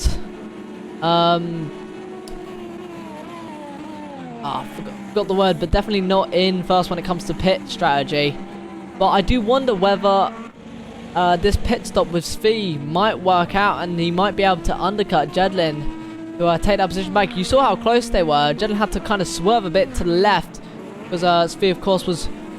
This is Ultimate Keza and Tom Hawks. They're very, very close, but that extra long pit lane line, that has ultimately done him in. If he could have turned in a bit earlier, I think he might have had Keza. Ultimate. But yeah, extremely close. But whether Tomahawks, he's going to be on fresher tires, and whether that might affect it towards the later stages, or maybe even now. I mean, they're only one lap fresher than Keza's tire, so I don't think it's going to have that much of an effect. Hopefully for them, they can catch up to Holman, especially if Holman's also on a one-stop. Those tires should be absolutely knackered by the end of this race. Yeah, I could not agree more. That's Cuckoo. As the top two coming in as well. That's Jedlin and Cuckoo in the pits. What's Emil going to do? Emil stays out and is our new de facto leader. More drivers boxing now. On lap 31, we're seeing... Very dangerous sport. They've got to watch the fight between some YouTubers that I know. That is Gillish almost going into the wall to avoid his teammate there. That is not what you want to see. especially within your own team. Yeah, Gillis already up into P3 after pitting. The people in front of him still need to box, so whether Eddie might try and hold up Gillis to help his teammates, I do wonder. I mean, he's in legal rights to do that, but whether he might try and do it for the team. Oh, that was interesting with the red line there. Yeah. If that's a corner they're looking at, that may well be deemed an illegal overtake. Going into the corner. Eddie's trying to hold it around the outside, but I think Eddie's off. Oh, Eddie, what have you done? Oh, I think he's managed to keep it off, but it has cost him dearly. Yeah, definitely tried to hold Gillis up as much as he could, but just could not. We see him move to the right hand side and into the pits, as well as Emil, so that puts Gillis back in the lead again. Not too significant a lead yet, because his teammates are actually right behind him. It's a 1-2-3 for this team right now. Team Tree Huggers. Have Exus and Eisenshank pit for strategy at all? Because I remember seeing highly unlikely. So, I think they might have pitted very, very early in the race, but that would have probably been before Gillis even. Is that? I think Tomahawks. Is Tomahawks off? Yeah, he was. Ooh, I'm not quite sure how he spotted that, but very well seen indeed. That has cost him 12 seconds to Keza and potentially damage. Yeah, hopefully not. I mean, I saw him go off into the runoff, so hopefully that wasn't damaged, but it's definitely going to affect his tyre. Locking your tyres and going off into the circuit, having to also spin the car, it's going to affect your rears quite a bit. Also, the drivers behind him, Svi and Dean, are getting into a bit of a tussle here. It is, as Svi already making the move there. I don't think Diener has all that much grip left to fight with. Yeah, you can just see the understeer there, and that's not going to be favourable for Jedlin, as Jedlin's looking to try and fight, bring the battle back to Svi, as coming into this corner. Oh, that's a slide, almost as sketchy as Diener. Is Diener going to take this position back? Oh, he's got the move, and Jedlin gives him the space, but it looks like he's gonna hold it. And whether Jedlin, he's lost about 2 seconds, possibly on Svi, and whether he can gain those over this next couple laps, and I hope he can, that we can see that battle for P6 sprout once again. Yeah, as Keza now approaching the lower echelons of Team Tree Hugger, all occupying the podium spaces. We got about 22 laps left of this race. Not quite sure what some of these people are doing on strategy, so it's going to be interesting to see how hard they fight Keza for this. I mean, it's a 1-2-3 for Team Tree Hugger. If I had a rival team, mate, in my background, let alone I'm pretty sure the championship leader, I'm going to be protecting it from my teammates. And it's not one row of defense. It's Exus and Eisenshank. It's the whole team that Ultimate Case has to ultimately overtake. Ultimately, like how you added that one there as Keza tries it around the outside. Oh, Exus not fighting that one at all on the brakes. Yeah, Probably got quite worn tires though, so again, you don't want to risk too many things on this track, as it may well jeopardize your position. I mean, you can fight for P3 as hard as you want, but if you end up crashing, that is not going to be a P4, 5, or 6. That is going to be a P back of the field for you. Yeah, and with almost only 20 laps remaining, I'm genuinely wondering, is Eisenshank and Exus, are they going to be able to stay on those tyres? I don't even know if they're going to have enough fuel to last to the end, because I know that fuel is increased. So there is very much a strategy at play of, are they actually going to be able to finish on the strategy they're currently on? It's going to be very interesting indeed. I mean, looking at Gillish's latest lap, he's on a 108.4. That is faster than anyone else on this track, so I don't think his position is in any jeopardy unless he meets a very unfriendly back marker or unfriendly barrier. I think he's set to win this one. Keza definitely got the pace to catch up to Eisenshank. That gap is down to 2 or 3 seconds. Actually, it's down to 1 now. Wow, so yeah, Eisenshank clearly... that could have been because of the back mark, I know. Wait, is that one of Keza's teammates? That is one of Keza's teammates, and hopefully he gets out the way in time. It's Fennec. Oh, Fennec not having a good race at all. Didn't he start in the top 5? Yeah, Fenix, I mean, He definitely started quite highly up on the grid, so yeah, P18 very painful for him. We'll move the camera to something a little less painful, and that is his teammate here fighting for P2 with Eisenschenk. yeah, Ultimate K is carrying the Moisty Scuderia on his back Forget right that. now. Hold on, this battle's even closer. This is Kunisek versus Cuckoo for P10. Pen Kunisek look for a move down the inside on Cuckoo, staying behind right now. But yeah, blue versus pink, blue crew versus I think Team and Matt, if I'm not mistaken. I will quickly double check that.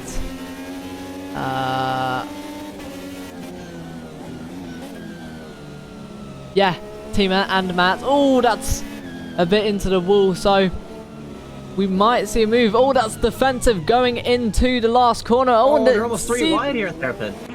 Yeah, and that's Dina letting them both by. Dina I'm not sure if that was on purpose, to be fair. I mean, they were actually fighting for position with Dina. Yes, they were, and looks like this is going to be a side-by-side move into turn 1. Down into the inside, they're still side-by-side. They're not into the wall, but they're still side-by-side going into the roundabout. Who's going to come on top? They're still side-by-side. Oh! Almost still side-by-side. There was a lot of wheel spin there, but good car control from the both of them, keeping that on track. That was very nice to see. In the meantime, these guys are going at it as well into the final sector now. And this is exactly the defense Gillis wants from Eisenschenk. Eisenschenk causing disruptions in that third sector for Ultimate K's. But he's all in his mirrors now. Yeah, Gillis just pulled away by another full second, maybe even more, from K's on that last attempt. He seems to be setting consistent 108.4s, which is absolutely incredible. We got Tomahawks in clean air setting 09.1, so he's struggling to get that pace. Was that a... Yeah, Eisenschenk has made a mistake. Yeah, I didn't know if I saw things there for a second. Yeah, Eisenschenk just making a mistake there. I'm surprised that was him. That was absolutely terrible if that was a mistake. And hopefully he doesn't have damage, but that front wing does look a bit wonky.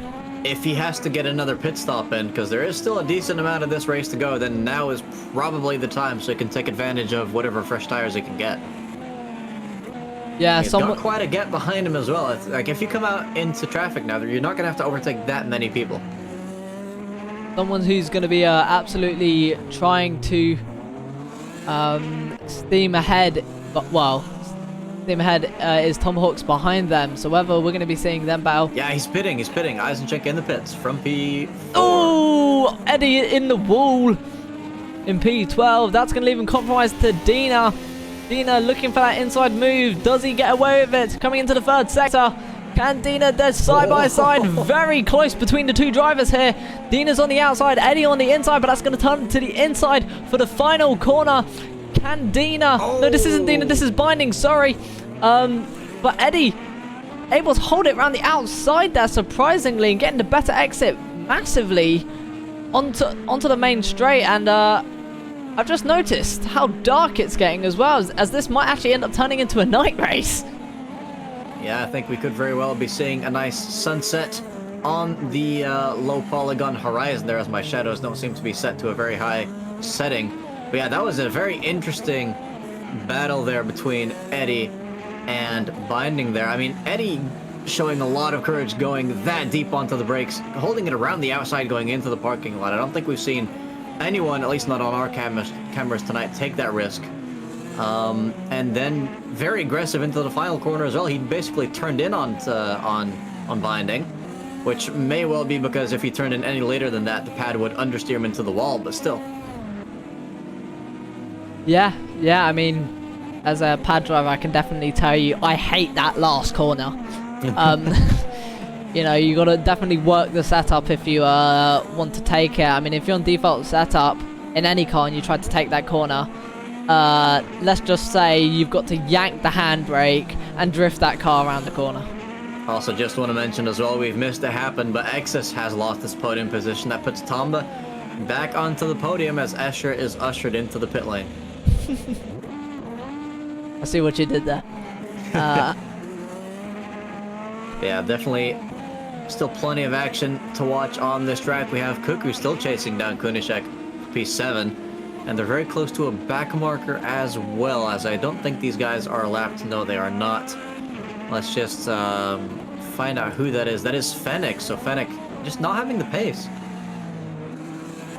Yeah, I mean, but checking, he is what? I can't actually, it's a P18, so still though, Yeah. points.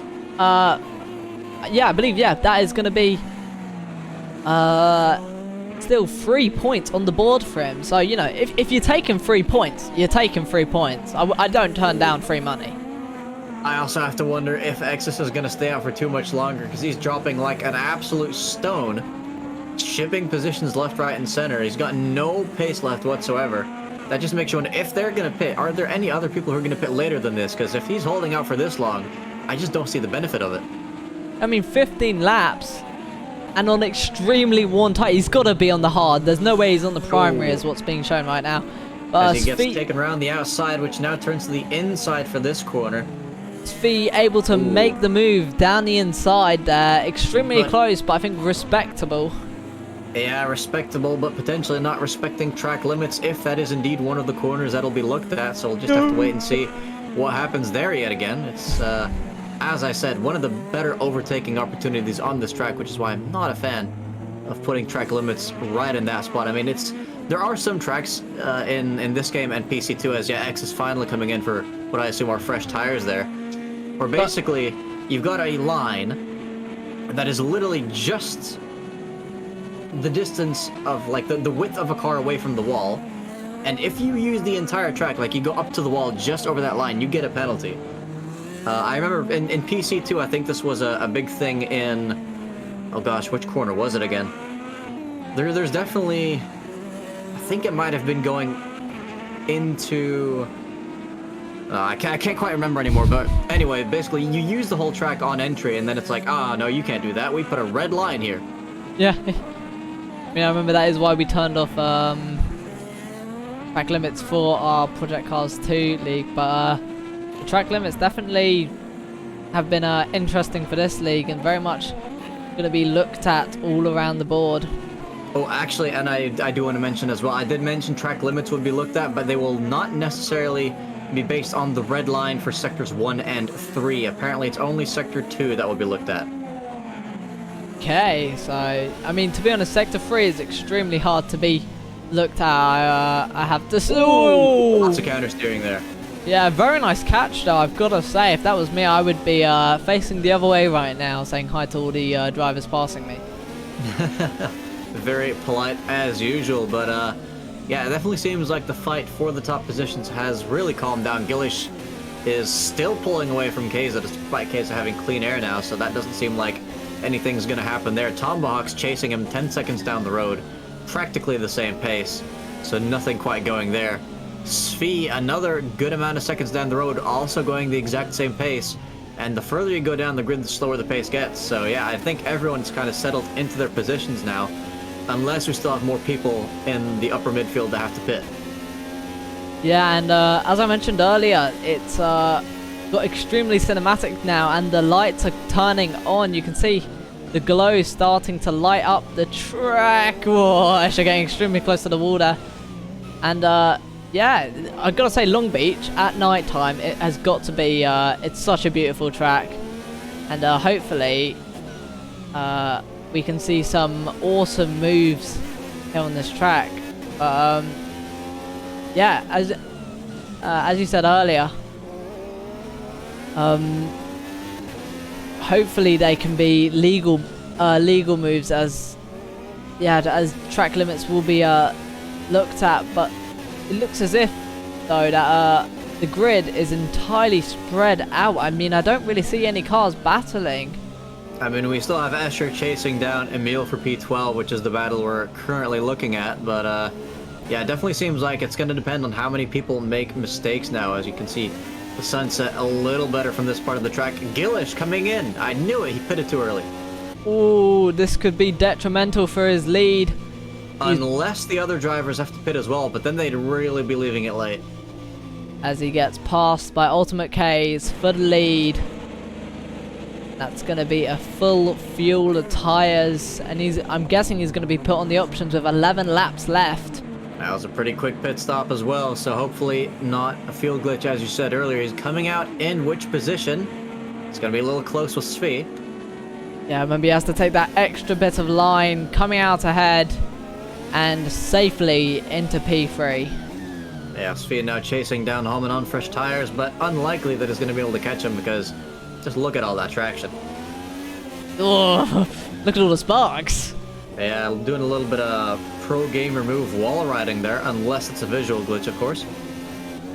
Yeah, I mean, also, I'm seeing some people saying, no, Michael, no, that was so not right, and indeed, Michael has retired from this race, unfortunately.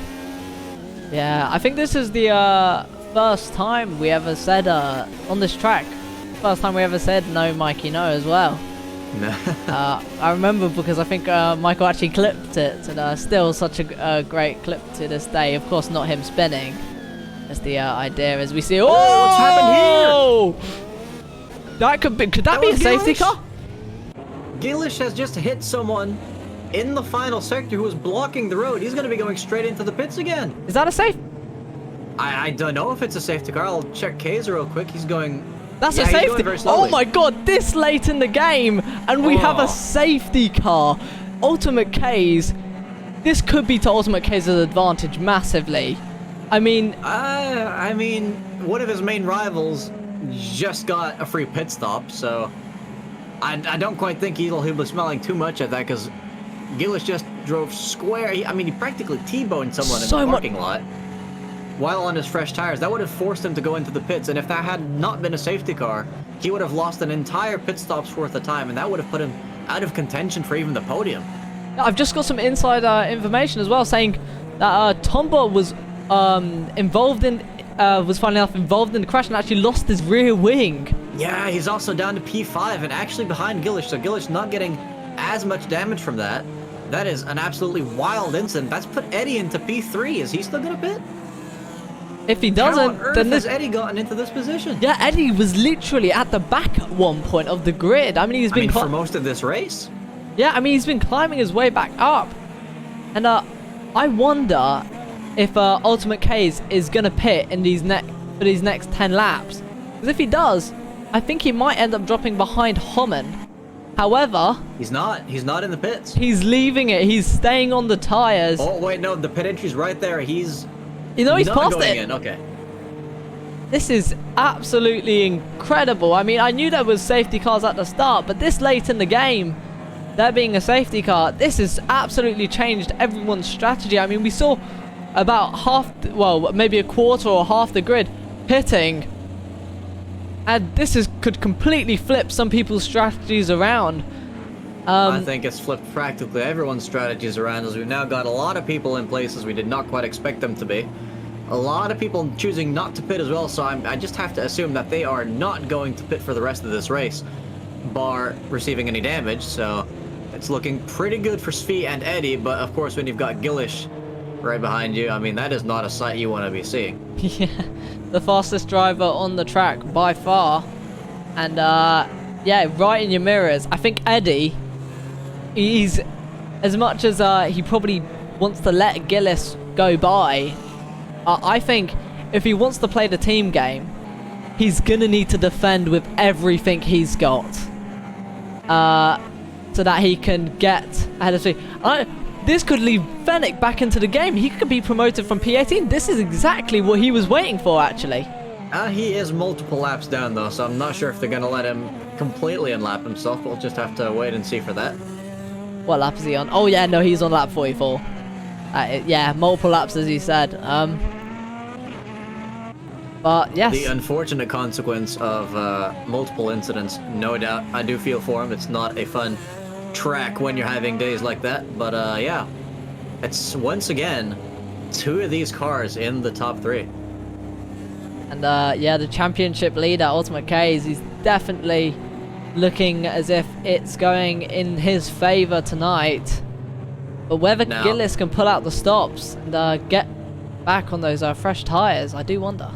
Now, Nismo, I just want to point out to one very interesting fact here. I believe Fennec did pit during that last safety car, did he not? Maybe. I think he did, and keep in mind, as he now unlaps himself for the first time, we do have 2 of his teammates in the top 3, and this happened because of a safety car incident. What are you saying? I'm not saying it was crashing, but interesting shenanigans indeed. I mean, I'm finding it very interesting as well. I mean, Crashgate was at a night circuit, and look what's happened right now. It's turned to night. Can you imagine having 2 Crashgate scandals in one race? Absolutely diabolical. But yeah, it's definitely going to be very interesting with Tomba, hopefully going to have regotten some of that pace he had in qualifying. If he's still on the wrong tires after this one, I don't know what to say anymore, but he's in a good position to take a lot of points home. He's got teammate Jedlin right behind him. Eisenschenk not too far behind as well, with Escher, Kunitschek, Cuckoo, Binding going side by side with people. Interestingly enough, I guess these might be people unlapping themselves. Yes, it is people unlapping themselves as they're getting very close to each other. That's always a bit of a risky strategy, and there are people changing positions as Ticklish... Ah, that's wonderful. Ticklish has glitched into the lead.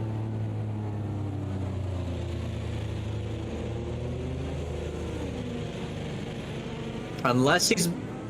Wait, do you think he actually just overtook everyone? I think he's done an oopsie. This is a first. This is definitely a first. Yeah, he's done an oopsie. Oh god. Oh, that has got to be one of the most hilarious driver errors I have ever seen. No shade to you, Ticklish. It is definitely a unique one as wow. Someone almost cutting off his front wing there.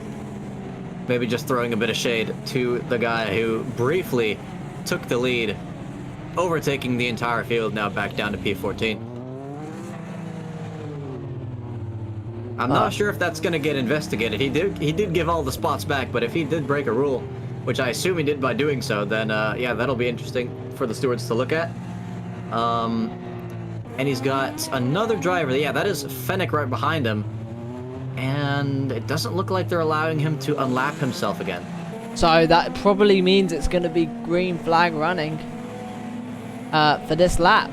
Yeah, but we do still have people trying their very best to try and catch this pack. People going at racing speed here. Diener almost fighting trouble. I'm not quite sure if you're allowed to overtake under these circumstances, but whatever the case, I'm going to focus on this restart on lap 47. Green flag running to the end. And already Gillis looking for the move up the inside of Eddie behind. He's on the better tyres and he's on the better compound. Going down the inside. Oh, there's a bit of contact. Oh, that's a spin. And there's another safety car. Oh my god, this carnage. Why would you do that? Oh. Well, we're seeing the portions. Just playing bunny hop at this point. This isn't how smaller cars are made, by the way. Oh my Jesus Christ. This is how stewards' inquiries are made. And as we see the 2 cars that we saw battling are now on the back, that is going to be a safety car again with 7 laps remaining. In a couple of laps time, in literally 2 laps time, you will not be able to get a safety car. This is hitting danger limit. Danger limit. I don't think I've ever seen someone throw a race that badly that was practically already in the bag. That was incredible. I mean, incredibly strange to throw it up the inside of 2 people on the restart. He clearly had Eddie in the bag because Eddie was absolutely sleeping on that restart, just giving him the inside line. Probably still trying to fight him on the brakes, but still on the outside, you're not going to be making that. And then he just threw it up the inside of Svi. I'm not sure if he just miscalculated his braking or what, but yeah, Svi not being able to anticipate a lunge like that and turning in, which then sent Gillish into a spin, and strangely enough, Tomba Hawks is right behind him still. So I'm guessing, was Tomba the car that he was having interesting time with there? Yeah. So finally enough, the original P2 and 3 at one point, or the P1 and 2 at the start. That is painful for Tomba because he's basically been thrown to the back of the grid through no fault of his own.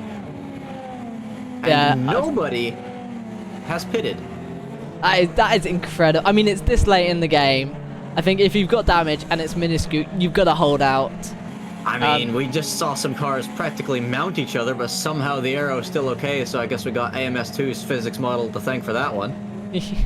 Very, very robust vehicles when they want to be, but despite no one being in the pits, we are going to continue this safety car lap, which must be wonderful news for Fennec, because that will put him on the lead lap. Yes, it will. Yeah, this is absolutely amazing news for him. He could be getting, I mean, we mentioned it earlier, and we were like, no, he's not on the lead lap, you know, he's still going to be stuck in P18, but he could make it up. He could make it up with just this pure... Is this Eddie in Crashgate? Eddie, he planted a device on the side of Gillis's car. He knew what he was doing. We have seen some cases before. Oh my goodness, Fennec, no. Why? I think at this point, Fennec is it's less about the race for him and more of can he get the record for the most pit stops in an MSR. That's a difficult record to break, but he's definitely going for it. I think the record. He's not going to be on the lead lap when they restart this, or at least he's not going to be anywhere close to the back of the grid. So this is going to be interesting to see how long they keep him in here for. I don't know who the record is currently held by, but I know for a fact that it is either 8 or 9 pit stops. Good grief. So whether that's going to happen tonight. But quickly, before we get this race underway again, I do want to mention we have seen that on a few occasions where someone challenges their opponent on the brakes, causing their opponent to outbrake themselves and hit the driver in front. That has happened to quite a few people, so who knows, that may have been the case here as well. Oh, it is green flag racing straight away. Ultimate K is getting an amazing start. 2 wide already behind between Jedlin and Emil. Emil on the inside, I believe. Jedlin's car stuck on the outside, almost 3 wide behind and very, very close. Hopefully no contact. It seems like people are getting through cleanly, but definitely closely. As that is Jedlin trying to put his car up the inside. He's stuck on the outside though. Hopefully there isn't contact between the wall coming into this next section. Are we going to see any cars facing backwards? Is everyone going to keep it clean? And I think on this lap, this is the final lap that people can call safety cars. Until then, it will be absolutely every man for himself. That's, I believe, Dina going for the move down the inside of Ticklish, but Ticklish keeping it around the outside. Can he hold it from Dina? It looks like he can't, as Dina up into P14. This is absolutely wild stuff. If this was a traffic jam every day, I think people would enjoy traffic a lot more. But yeah, cars all over the place. People going 2, 3 wide. I don't know where to look. And these zoomed-in cameras aren't helping either. I think Binding making some positions up as Eisenshank trying to make it around the outside of Tomahawks, or trying to defend from Tomahawks. Tomahawks stuck on an outside position, trying to get a run on him now, coming in across the line for lap 51. 4 laps remaining. I believe no more safety cars now.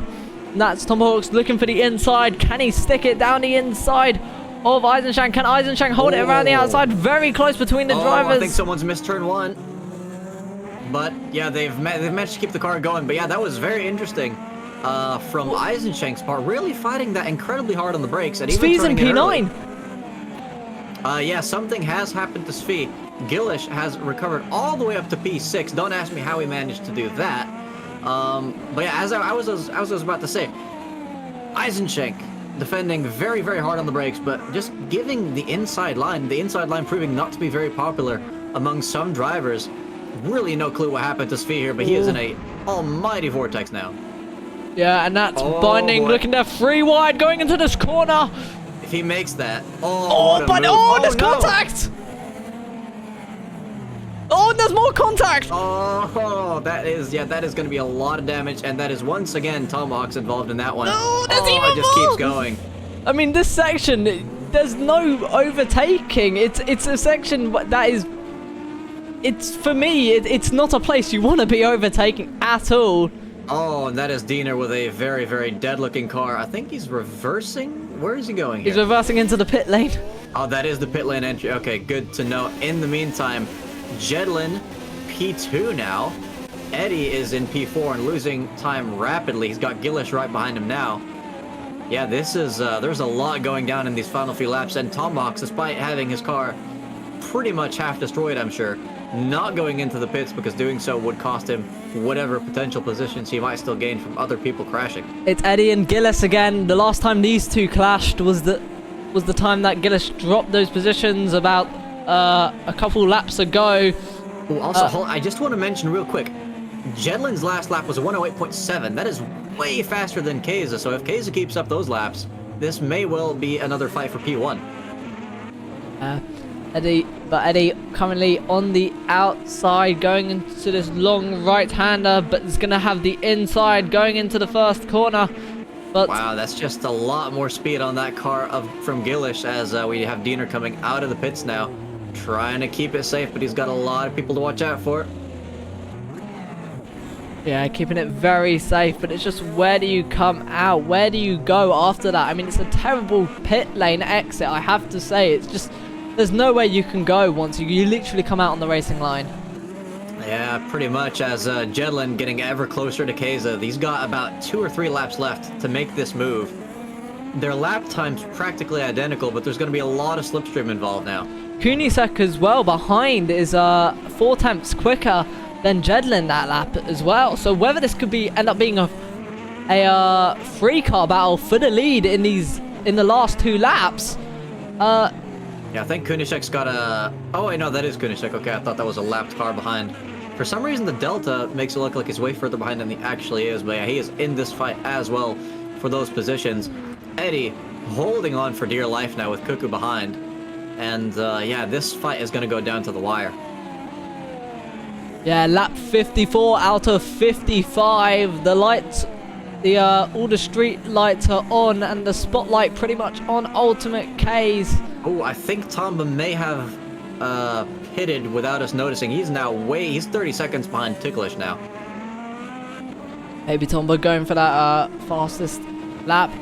But this is extremely close between the top 3, as it was in the... At the very beginning of this race. Yeah, good point.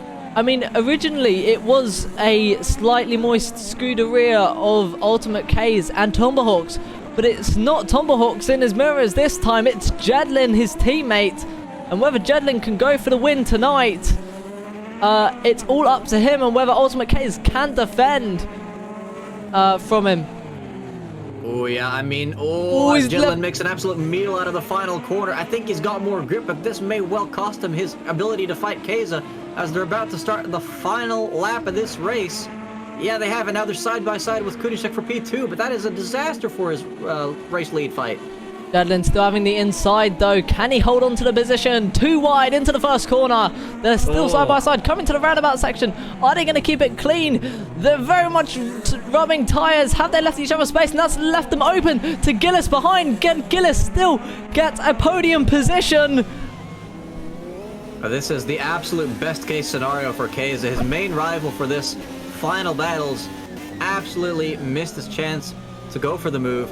Kunisek slightly slower is now behind him, and Gillish might not even make it onto the podium. He's going for the move! Extremely close. He had his nose in, but not his wheel. That would have been a dive bomb, and Konkanavit, that was his only chance. He should have just stayed behind looking into this next corner. But extremely close between the top 4, and whether we might see a dive bomb by Gillis going into this last corner. He's definitely going to be looking. No, he's going for it on the final straight. Oh, there's contact. I think he was looking for the undercut, but Jedlin holding it off, and that's going to be Ultimate K's across the line to win at Long Beach, followed by Kunisek taking that P2 position away from Jedlin in P3, and Gillis with still, I've got to say, an amazing recovery up into P4. Yeah, that was a very interesting attempt at a switchback there. It would have worked in a lot of other corners, but that final one just proving too tricky there. Some racing still ongoing, so let's quickly try and see what's happening here. Ooh, that is a very damaged car coming over the line in P11.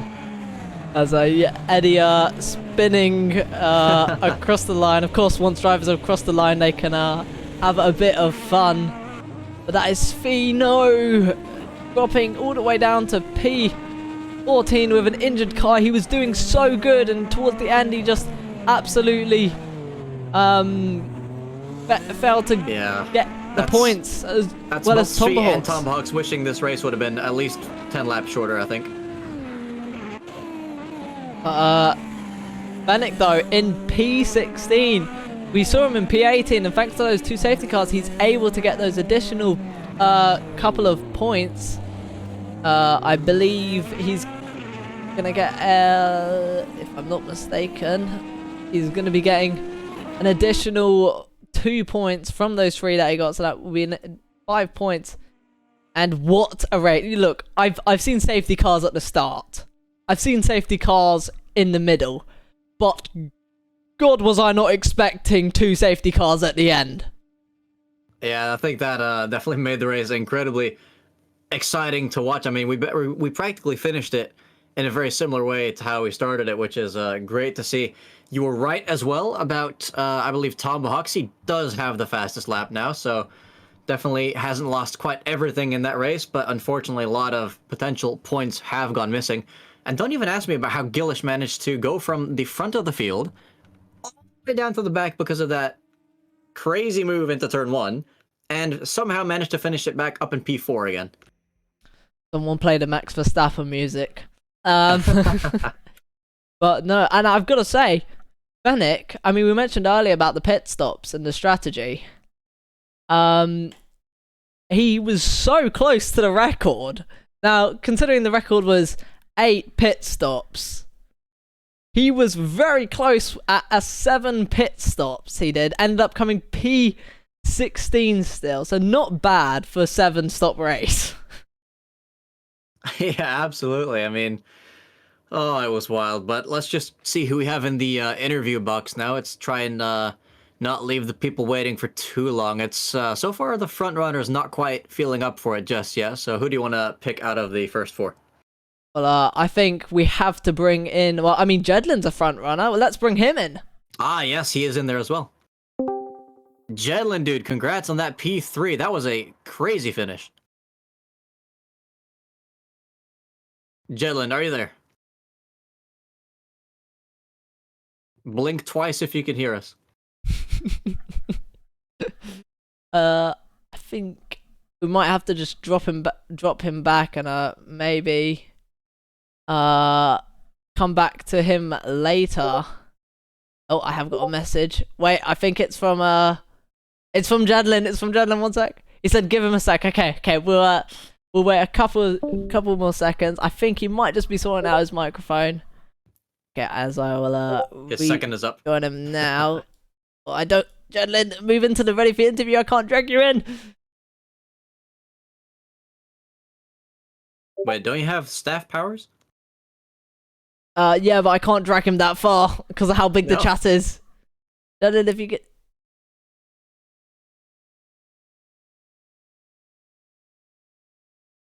Sec. Also, Svi here just telling us P2 to P14 in the last 3 laps could not resist that T1 wall, so we know where he lost it there. Okay, now can you hear me? Yeah, we can hear you loud and clear, Congrats on Yeah, that finish was crazy indeed, as you said at the beginning.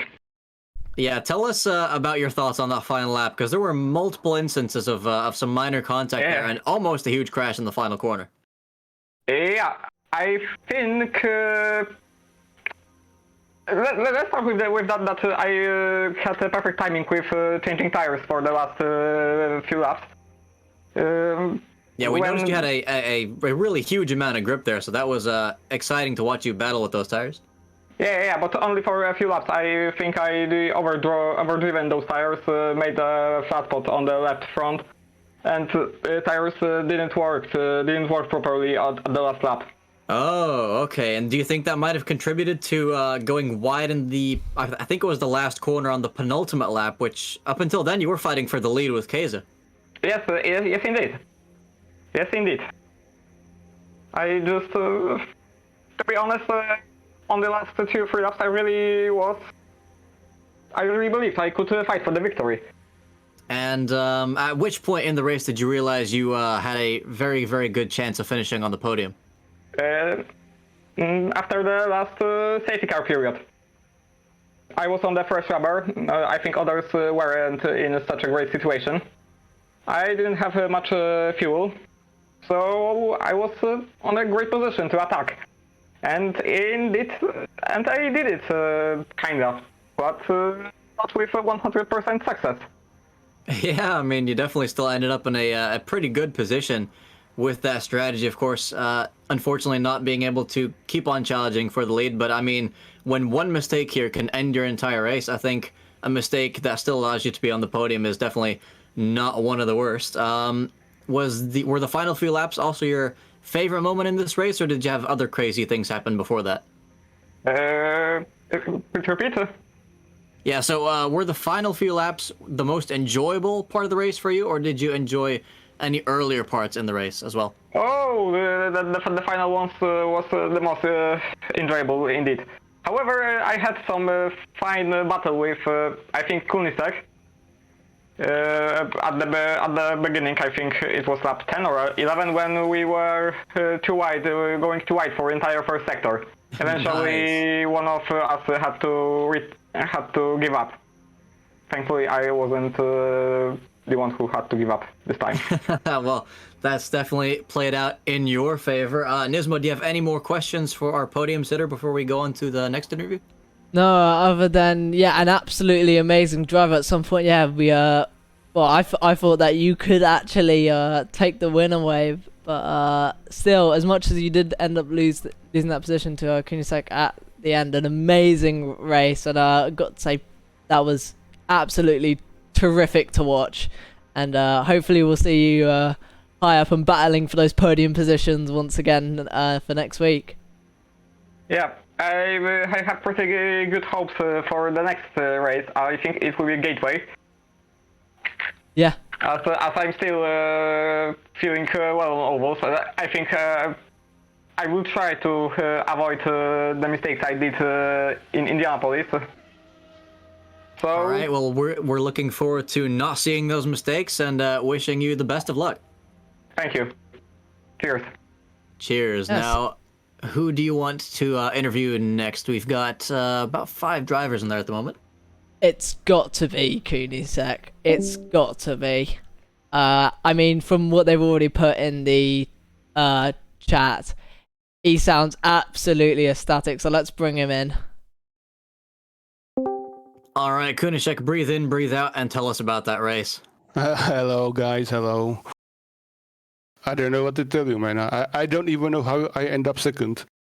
Yeah, that was absolutely amazing watching. And yeah, what were your thoughts at the end, especially when going too wide on the towards those last laps with Jedlin? Jedlin, yeah, it was scary. It was scary. Yeah, I mean, you guys taking it very, very cleanly through some of the most dangerous corners on this track, where we've seen quite a few safety cars be generated as well. At which point did you realize you'd be finishing on the podium? I didn't even think about podium. I was on the soft first stint, and then I pit on the hard on the second stint, and there was safety car like 10 laps before the end or something like that. It was 10 lap. So I was like, okay, I'm gonna try softs, and it just worked. And how many positions did that cost you?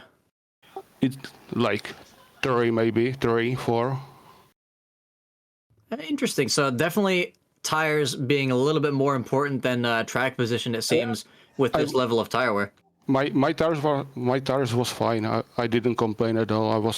I was like 20, 25 on the softs first stint, but there was like 2 safety cars, so I saved something. Yeah, and it definitely ended up working out for you in the end. Tell us how difficult it was to overtake on this track. It was pretty hard, especially Jedlin. He defending so good. I was kind of scared that I'm gonna send to the side of him or somewhere, like turn him around. Yeah, and that ended up not happening. So definitely one of the cleanest fights at the lead that we've seen, and of course we love to see it, especially with newcomers on the podium. Coming into the season, do you remember what you expected your best race result to be? I think it was P3 last season in a Spa. It was P3 or P2, not sure. I think P3. So based on that performance last season, what were you expecting for this season? Something. I mean, I didn't expect much, but so far this season was kinda I didn't finish top 10 so far to this race. Okay. I was expecting way better than this so far, but I'm in P2. I don't complain. I'm happy. Yeah, now that you mentioned as well, this is, of course, best result of the season so far. Did you just practice more for this track, or is it one of your better tracks? Nah, I was doing practice like always. I joined several like hour before the race and practice. I don't know. The main start was to don't hit walls. I didn't do that, so. Yeah, I mean, around this track, that definitely seems to be one of the better strategies. And as you can see, for you, it definitely paid off. Final question for me to you. Did you get any damage from any minor wall taps? I didn't get a single damage wall race. Wow, that's impressive. Hats off to you, sir. Dit was coincident, but thanks. All right, but unless Nismo has any more questions, we'll be moving on to our third interviewee for the night. So congrats again on that P2, Kunishek. Well done. Thank you again.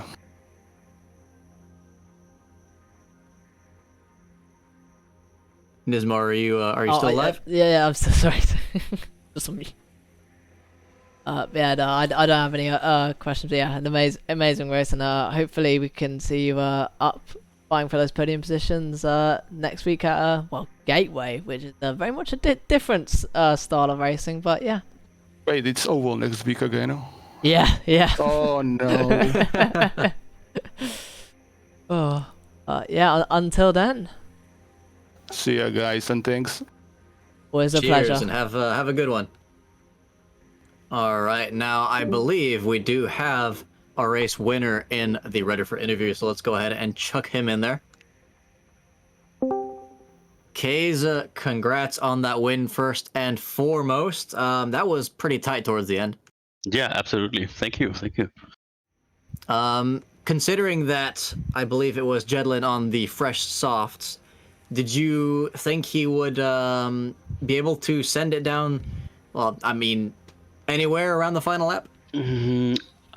So actually, funny enough, I just talked to Jedlin, and he didn't really have that fresh tires. Apparently, his front right was a bit ruined by lockups. But to be honest, I was pretty confident because I had about 25% of boost left, and it's really, really hard to overtake on this track. And so I wasn't really that worried. I actually just reduced a bit the anti-roll bar and tried to bring it home. But he got a bit close at the end. But I just used the boost on the straights and got away again. I think that should have been enough for the last few laps. So yeah, very well done by Jedlin and Cooney, obviously, as well. But yeah, because that was a very, very clean fight right behind on the final lap, and I'm sure you loved seeing that, as it gave you a little bit of a gap on that final lap as well. But I'm glad you mentioned how difficult the overtaking was, though, because I remember one point in the race where we had a safety car restart, and then 2 corners later, it seemed like everyone was slowing down for another safety car again. Yeah. I'm not sure yet, to be honest. I didn't see the crash happening. Someone mentioned some sort of Mugello style incident, so we have to look into it.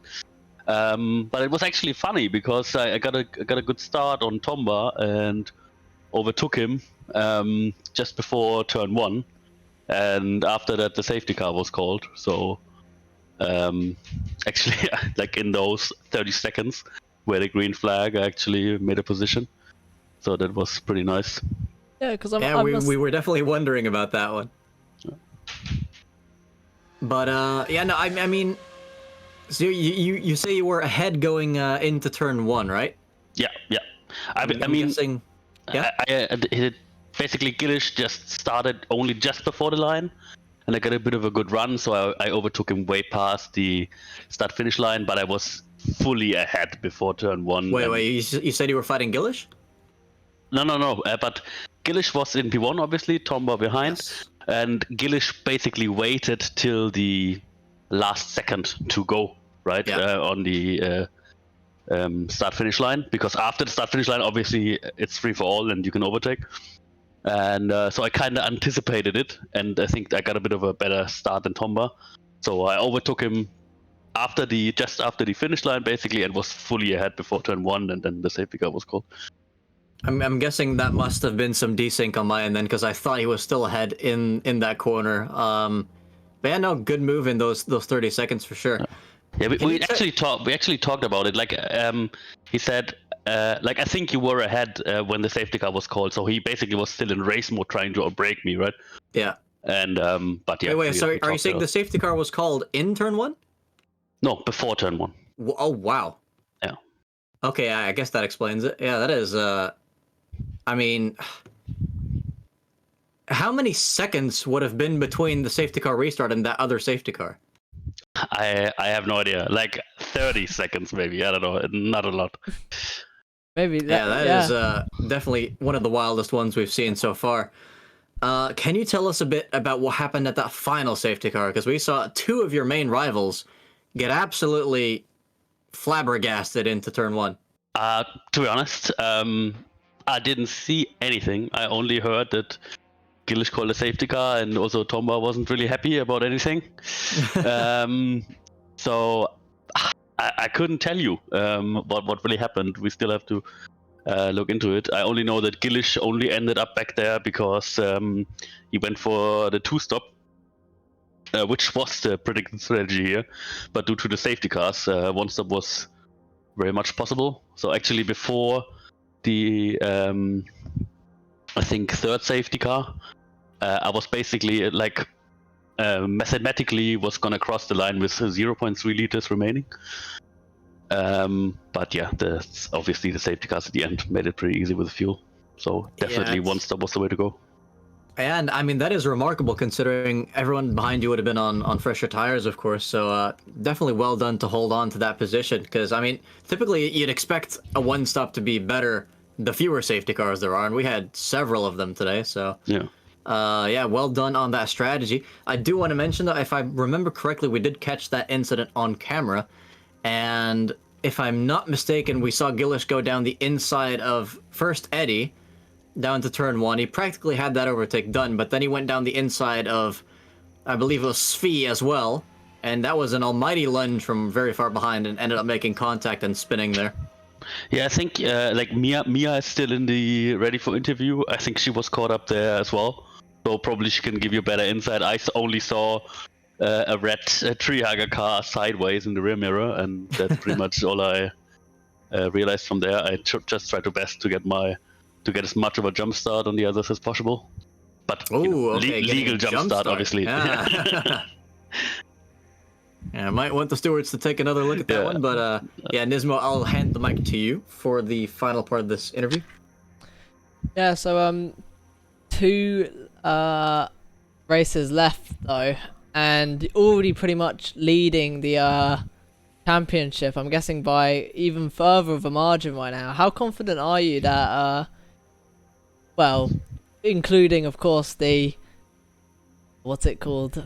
I forgot drop results. The drop results. How confident are you in securing the championship? I mean, after tonight, there's a very good chance, I think. Main rival up until this point, I think highest in the standings was RuneLink after winning that Indy 500. So I'm still gonna lose. I didn't do the math yet, but I think about 24 points or something. To the drop result as of now. So in theory, everything's still open, right? If like Gillish, for example, wins both of the remaining races and I do pretty shit, it's still everything to go because also Gillish is not gonna lose any points. So yeah, but yeah, I really hope I will do good. No disconnects and knock on wood that everything's gonna be alright. But yeah, if I get some decent finishing positions, I think I should be having a good shot at the championship.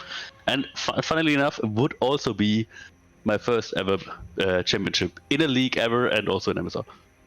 Wow, in a league ever, that is a momentous occasion for sure. And also, just to get that straight, you say if you crash out in the next race and DNF, you will lose 0 points. That is correct. All right, interesting how that works. Nismo, do you have any more questions for our championship leader? No, to be honest, that's pretty much me done. Actually, to be honest, I do have one more. Just quickly. It's an oval race next time with this amount of safety car. Yeah. That happened this race. What sort of amount of safety cars do you think we're going to be looking at for? So, I think the Indy 500 thing was a once in a lifetime thing. I probably should have gone out and buy a lottery ticket.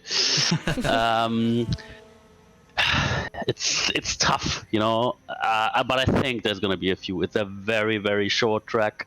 It's short oval, so you actually have to brake for every corner probably. And obviously lapping is gonna be a thing. I think you're gonna be 2 laps down when you do a pit stop. So yeah, it's so hard to predict.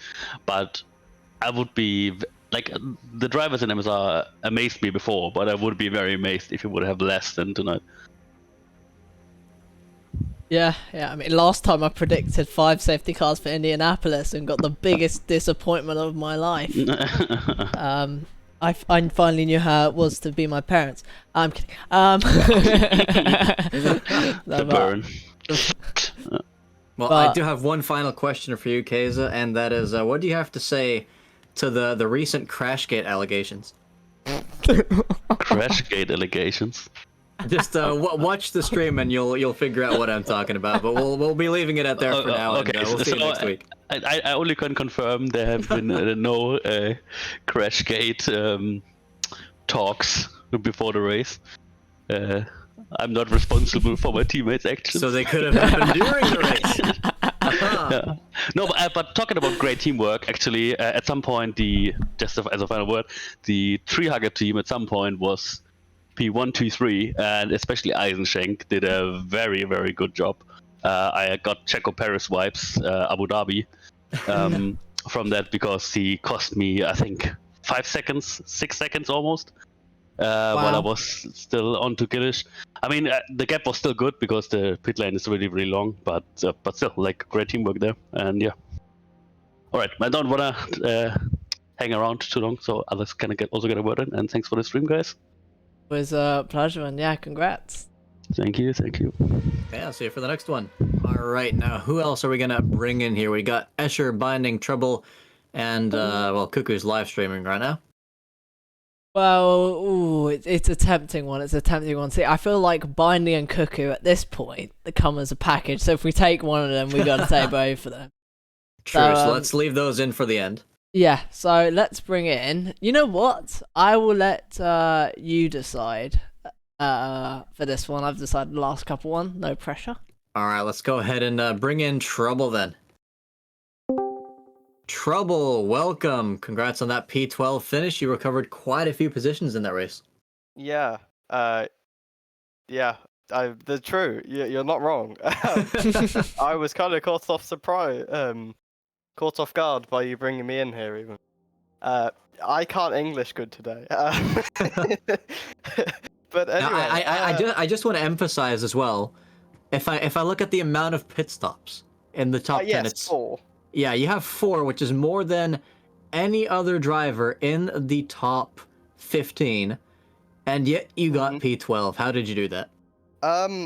So I can explain. I was going to explain it later, but I'll do it now.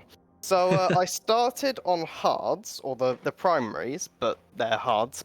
Okay. And I must have had some sort of bug or something, because they basically decided to self-destruct. So after only 14 laps, my front left had no green on it, and the other one was in the danger zone of the drop-off point. So you must have been running on a sandpaper track. Yeah, yeah, exactly. So I had no frickin' turning, and then I was like, I don't understand this. Maybe it's just that the tires are utter crap. So I then went on to the soft, and they lasted the same amount of time. So were marginally better overall. And then I went on softs again, because I didn't, so basically I was only halfway through, and I was on soft, having pitted twice. And then right at the end, or with what was it, a quarter of the race left, I decided, you know what, I need to go slightly further than a quarter of the race. Let's try hards again. And lo and behold, they were freaking fixed, and I had no tire issues. Why weren't they like that to begin with? I mean, lockups are quite deadly. It could have just been small it was lockups over not- time. Well, it could Lock have him been, up, but they weren't. lock him up. They would have had to have been way worse than I thought they were, because I was actually like brake bias wasn't an issue, and it wasn't like I was having massive lockups everywhere. It would be. Just I mean, Did the, you mess the with only, tire the only pressures? difference I can imagine it being is the amount of dirty air you might have had in that first stint compared to the other one. Yeah, that may also be true. That very well may also be true. Yeah, because you'll be taking wider lines and scrubbing the tires more. But yeah, still, so that explains 3 of the pit stops. The first one and the second one were both in the first safety car, because, well, I was out of tyres anyway, decided to refuel, and then found out I had the fuel bug, so I couldn't refuel. Oh, No, not it again. strikes again! But I did the same method that has worked to fix it in the past, pitted again the next lap, still under safety car, and was fine, so I restarted, and I just needed, like, I wasn't too far off, so wasn't quite caught up, but was pretty much fine. Didn't help, did lose a few positions from it, but could have been much worse, as Chad, my teammate, found out multiple times over the last few races. Yeah, I believe he was one of the first to retire as well, so that was pretty darn unfortunate. Yeah. The other thing was, I don't know if you noticed, but in qualifying I said the connection issues are starting already. Yes. Because Yes, I saw last that. week I didn't finish because I was having like insane connection issues and was like TP lagged a lot. This time I had some of it in qualifying, and then it for the most part disappeared during the race, except like 2 or 3 times, which will all happen to be under safety car. So I was very lucky in that sense, because I went into the race basically constantly shitting myself thinking I was going to hit someone. So that was a very tense race. Yeah. Yeah. No, go ahead. I was just going to say, I'm amazed that I finished 12th, but it did also come at the cost of, well, seemingly mostly Tomahawk, because he was involved in, like, loads of collisions in the last few laps, so... Yeah, and unfortunately for him, they didn't seem to be his fault that I could tell either, so that was a very unfortunate Yeah. race for him. He was furious, and I can see Yeah. why. But yeah, the other thing that went very well, other than other people's mistakes, was just at the end, I did one overtake that I am very happy with, because I basically predicted exactly how it would happen, literally moments before it happened. Ooh. And if you want, I can show you it, because I do have the replay up. But would that work, or do you want to continue asking questions? I don't know. It's up to Hey Nismo, if you view his stream, can the viewer see that as well? Yes, if I drag it. Yeah, let's give it a shot. Just make sure it doesn't take too long, because we do still have a couple people waiting. Yeah, it does not. It should not take too long. If I This has already taken too long. Goodbye. No. so, are you watching? gotta You are stream not first. streaming. I am not streaming. Why did that not go live? You were right. What is going on? Oh, I don't think you can stream. Oh, I can't stream it now. Oh, you have been outlawed. Okay. That explains why. Because I started and then it kept closing Can itself. describe it. Never mind then.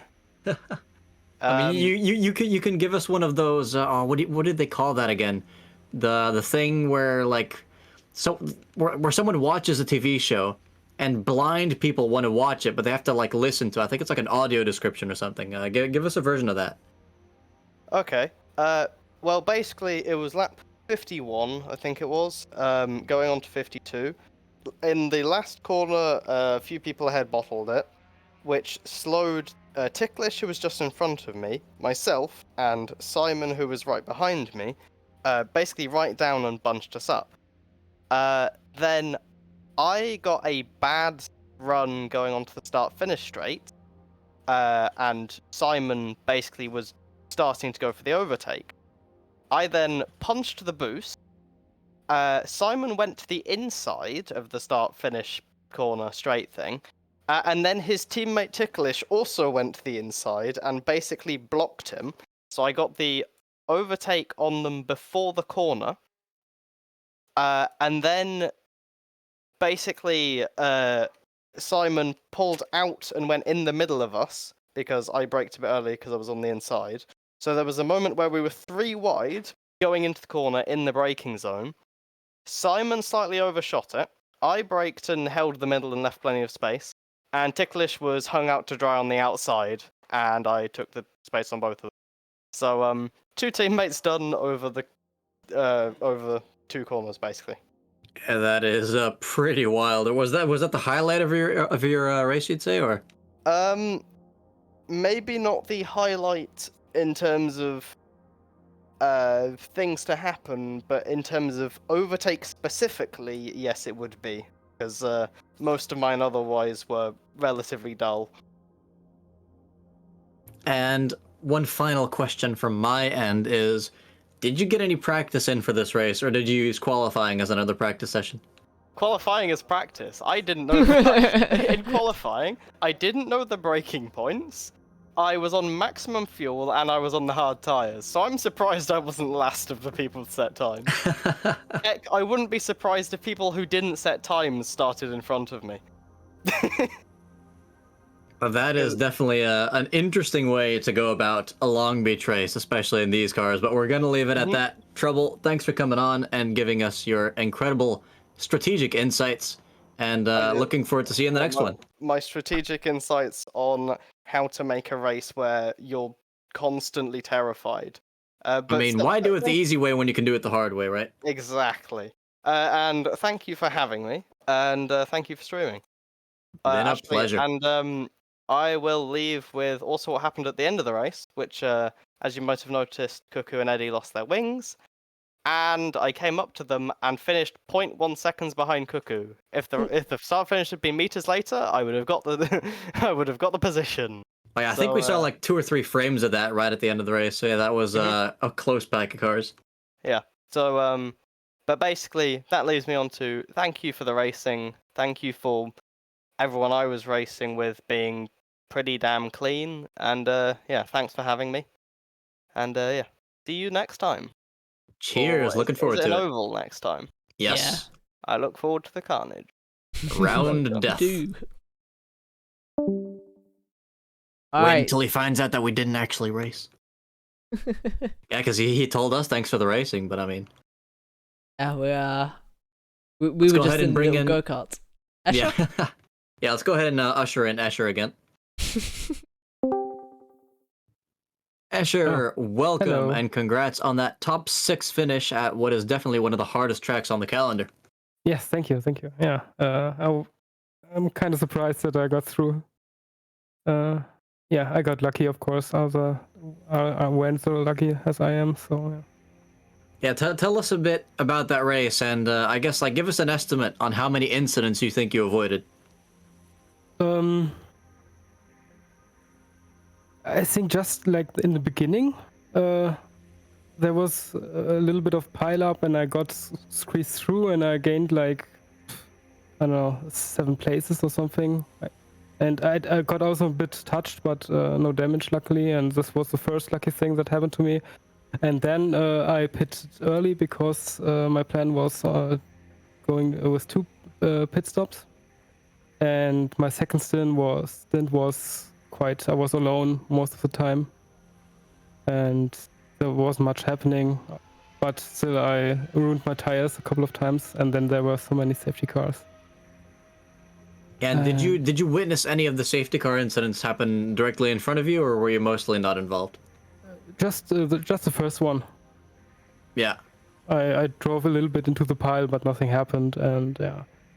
Like the last restart was quite eventful because everyone was braking like very early, and then Kaku were like completely. Were like much too fast, and he was overtaking us in turn 1 and turn 2. Was quite scary.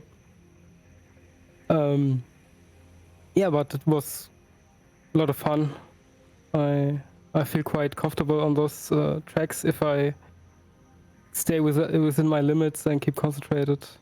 I was trying a couple of AI races, and I don't know, after 20 laps I just lost concentration because I can't concentrate when I'm racing against the AI. It's a different thing when I'm driving against real people.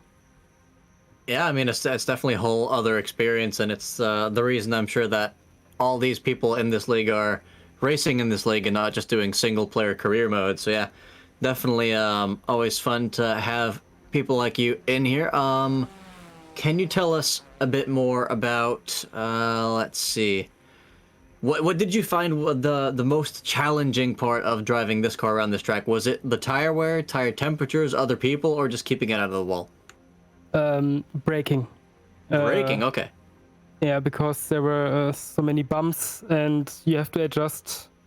Like for every 5 laps, you have to adjust a little bit your braking point, and it happened like 3 times that I got a flat spot, and then after that it just went all downhill.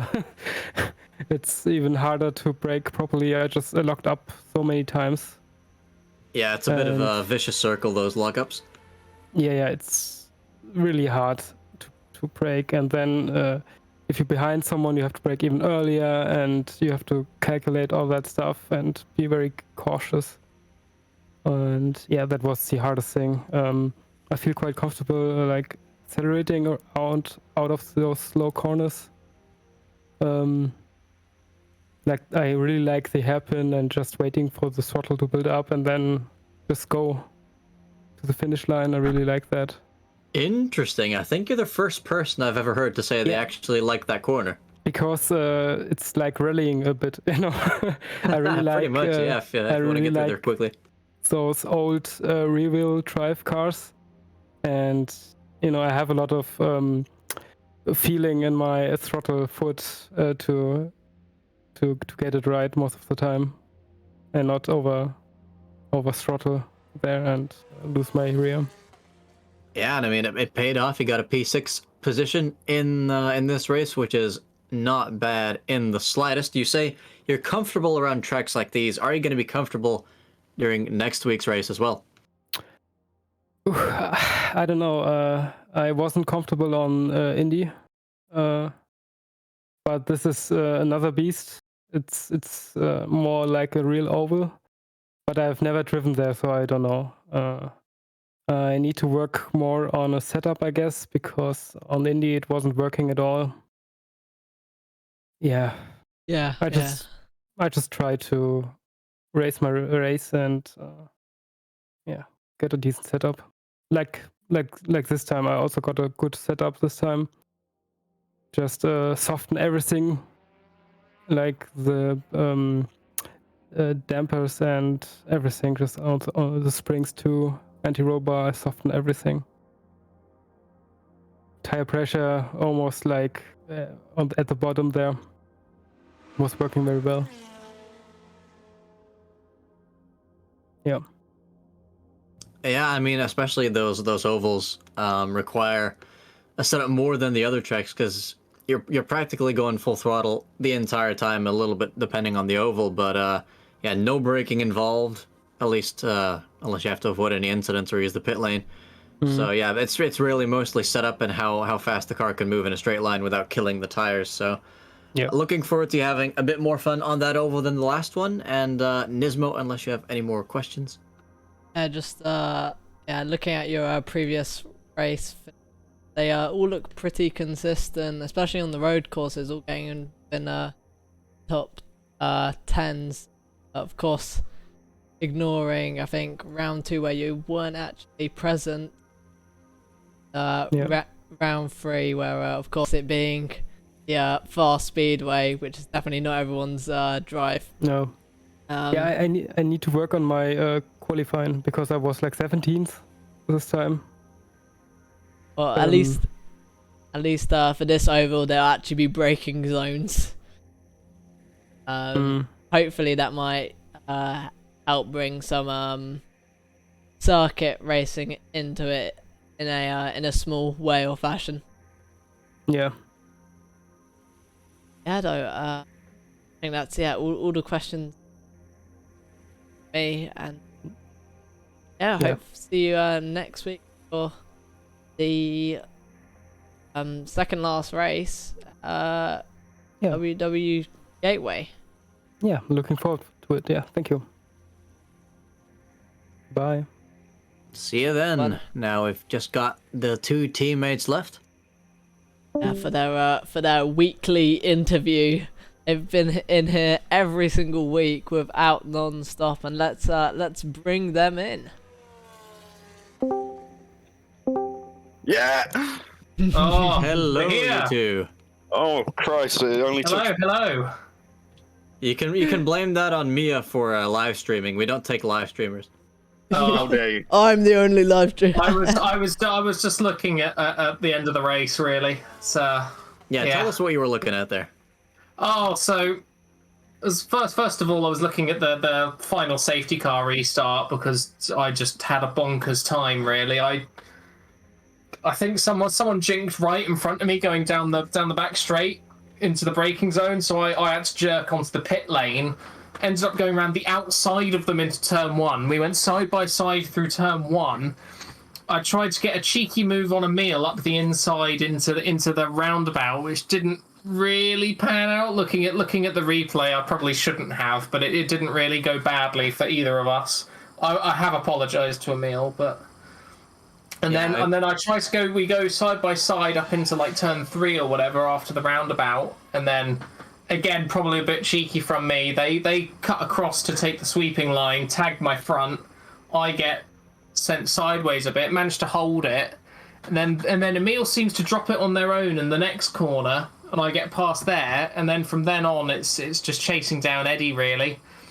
And then lap 54, I think it is, me and Eddie, we're properly fighting for it. I dive down the inside, and then we both managed to lose our wings on our own by the looks of it. Eddie goes into the wall, and then I just power oversteer, just too much power, and then just spin it into the wall, clunk. We both lose our rear wings, and then we race each other to the line with no rear wings for the next lap. Wow. Yeah. Yeah, I think, Especially getting that close to trouble. Did you think you might get overtaken by him? I kind of knew we had it covered in Sector 3 when he caught up. I knew it would be very difficult to sort of make the move there.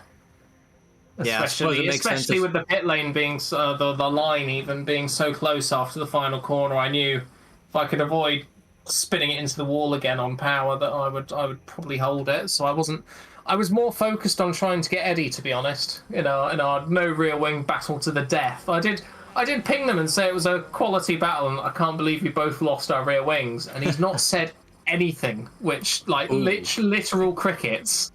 Ooh, So I'm kind okay. of a bit like, is he upset at me? He's going to kill you. He's probably outside my window right now. To be honest, I'm going to pull back the curtains and he's going to be there with a knife. I'm going to be like, no.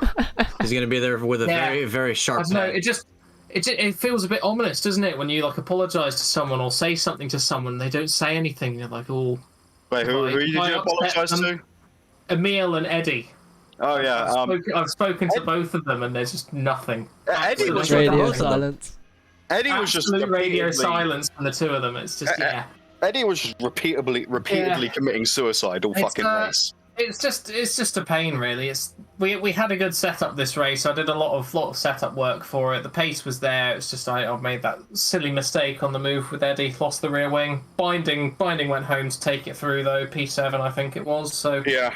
still some good points. I think this now qualifies as my drop round though. So not my finest race, but still a decent finish considering I did a whole lap without a rear wing. Yeah, and I mean, of course, this isn't the worst track to lose your wings at because of the lack of too many high-speed corners, but definitely still impressive to keep it out of the wall without. Keep like, out of the quarter your wall. car. She hit the wall. I did tap the wall on the start finish straight. I think Eddie did as well because Yeah. Do you mean on the final lap? Yeah. final lap. Oh, okay, Going okay. into the final lap, beginning of it. I didn't actually get any damage from doing it though, so I got away with explains it, a lot. and then I fought Eddie to the end. But yeah, it was going really well. We'd gambled on the one stop. Yeah. And then, well, the last Kind of- safety car came out, and we sort of Yeah, I panicked and kind went of. straight into for the softs. There's part of me that feels we should have stayed out on the hards, and then the other part of me feels like the softs was good. But You see, my argument is that you can't really second guess it. a lot of people were pitting for softs, so we probably would have been absolutely fucking demolished had we not pitted. I don't know. I reckon we could have held them personally. I had but- some weird fucking incidents this I don't know. race, though. Tell us about Yeah, it. you were screaming earlier. I am okay. So I mentioned under the first safety car there was Eddie, who decided that it'd be a great idea to absolutely eviscerate my rear wing. Somehow I didn't take any damage because my car's just built different. But that was that. Okay, so you know, in the beginning of the race, we had a safety car. Ability. Well, we had a safety car and then immediately another safety car. Yes. That was caused because Eddie went straight into the back of my car and spun. Oh. Wait, so who was the third car involved? Because we need 3 people for a safety car. I'm not entirely sure. I think he hit someone behind me. I'm not sure. Hang on a minute. I've got the replay up. I can put it back to the beginning. Dun dun dun. Could this Holy be shit. I'm gonna go and play Super Truth now. the If controversy intensifies? If I recall know. correctly, I had to Real brake. Sherlock over here. I had to brake pretty hard because Ticklish, I think it was Ticklish, slowed down in front of me. But Eddie was also a good distance behind me. He should have had enough time to react, I think. So it's not like I brake checked him or anything. It was Xevious got involved in the pincer movement, went sideways. He gets collected by not Eisenschenk. Exus collects him. Are we talking about my incident or? Yes, the first incident where you get rear-ended. Yeah, okay. There was also Eddie absolutely becoming a missile in lap 1. Like, you guys saw that, right? We did see a little bit of carnage into turn 1 on lap 1, yep. Yeah, I remember it because I had to fucking... I shat myself because I had to quickly yank the car to the right as I saw Eddie fly in like the spirit of...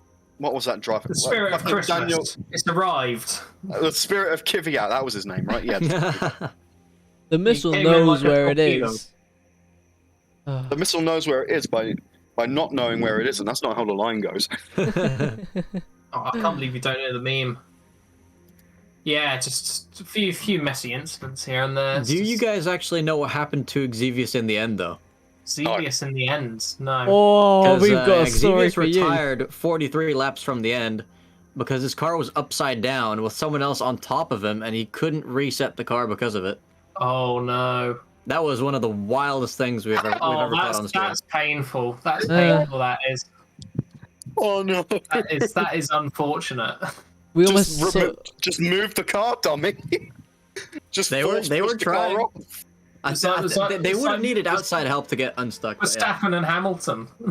Pretty much. I mean, I do Oh. think the second driver was able to continue on, but I'm not sure if they actually ended up finishing the race. Who was Yeah, the that second is driver, do you know? unfortunate. It was one of the pink drivers, so I'm not quite sure which one.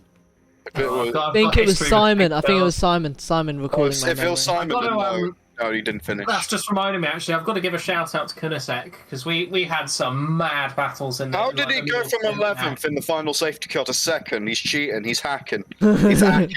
I mean, we saw Gillish as well cause the last. It was one position ahead of me, so you know we just had good runs, really. But no, we had some absolutely mad battles in the middle part of the race. Just we were all over each other. We were battling right up until that last safety car restart for like a solid 20, 30 laps or whatever.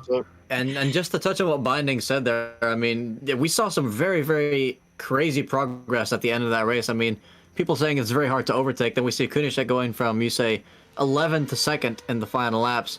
We had Gillish, who caused that Gillish final was safety flying. car. He went all the way to me. the back of the field and went all the way back up to almost P3 at the end of that race. Wow. Gillish is scary. He needs to be banned. Yeah, 'cause he's really I scary. went from I think I went from 11th to at one point 5th, and then Gillis got past me, and then I was gonna get 5th back, I think, by getting Eddie, and then me and Eddie had our moment. Simultaneous skill issues. Yes, I remember. Yeah. We both. I was coping. I've looked at the incident. It's kind of hard to say because part of me thinks Eddie should have backed out of it.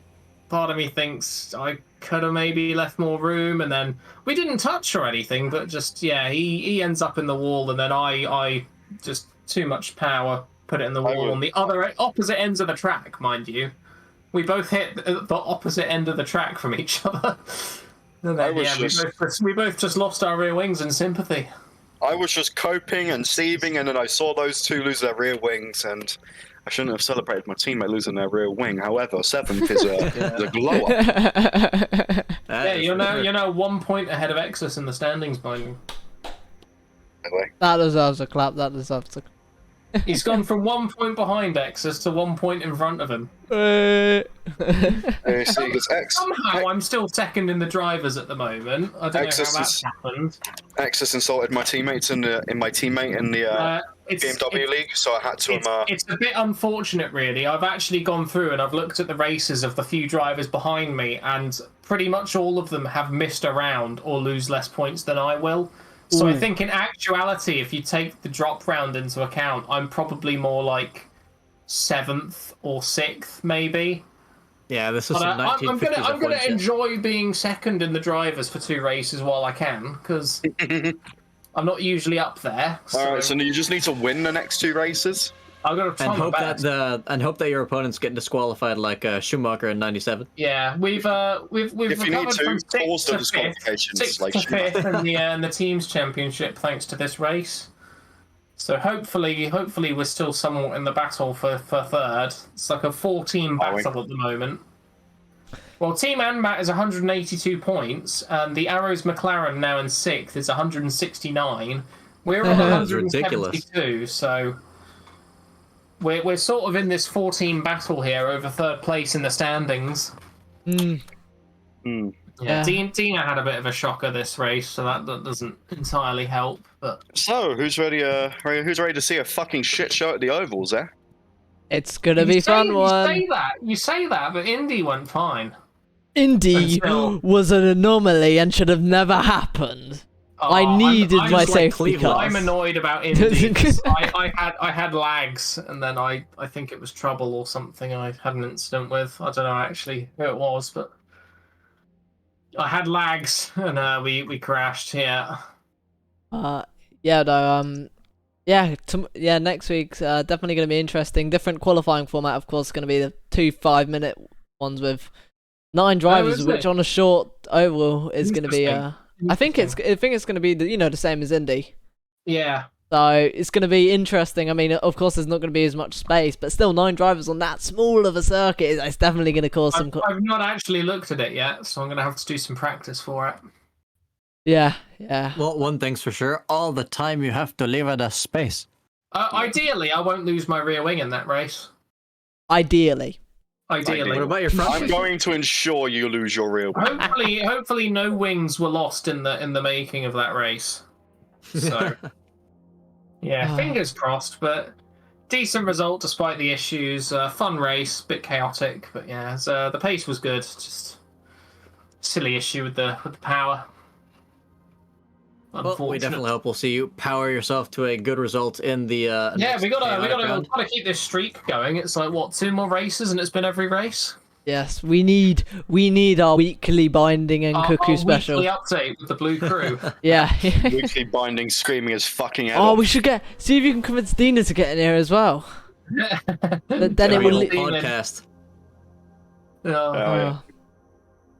We could call it the Blue Cruise, but rather than crew, it's like an actual boat cruise. Oh, Bino, I've just seen you're actually tied on points with Phoenix. Yeah. And Dina's tied with Daylau. Wait. Yeah. Yeah, though, I think, oh my god, it's past 10 o'clock, so, yeah, we're gonna have to... Yeah, a little bit.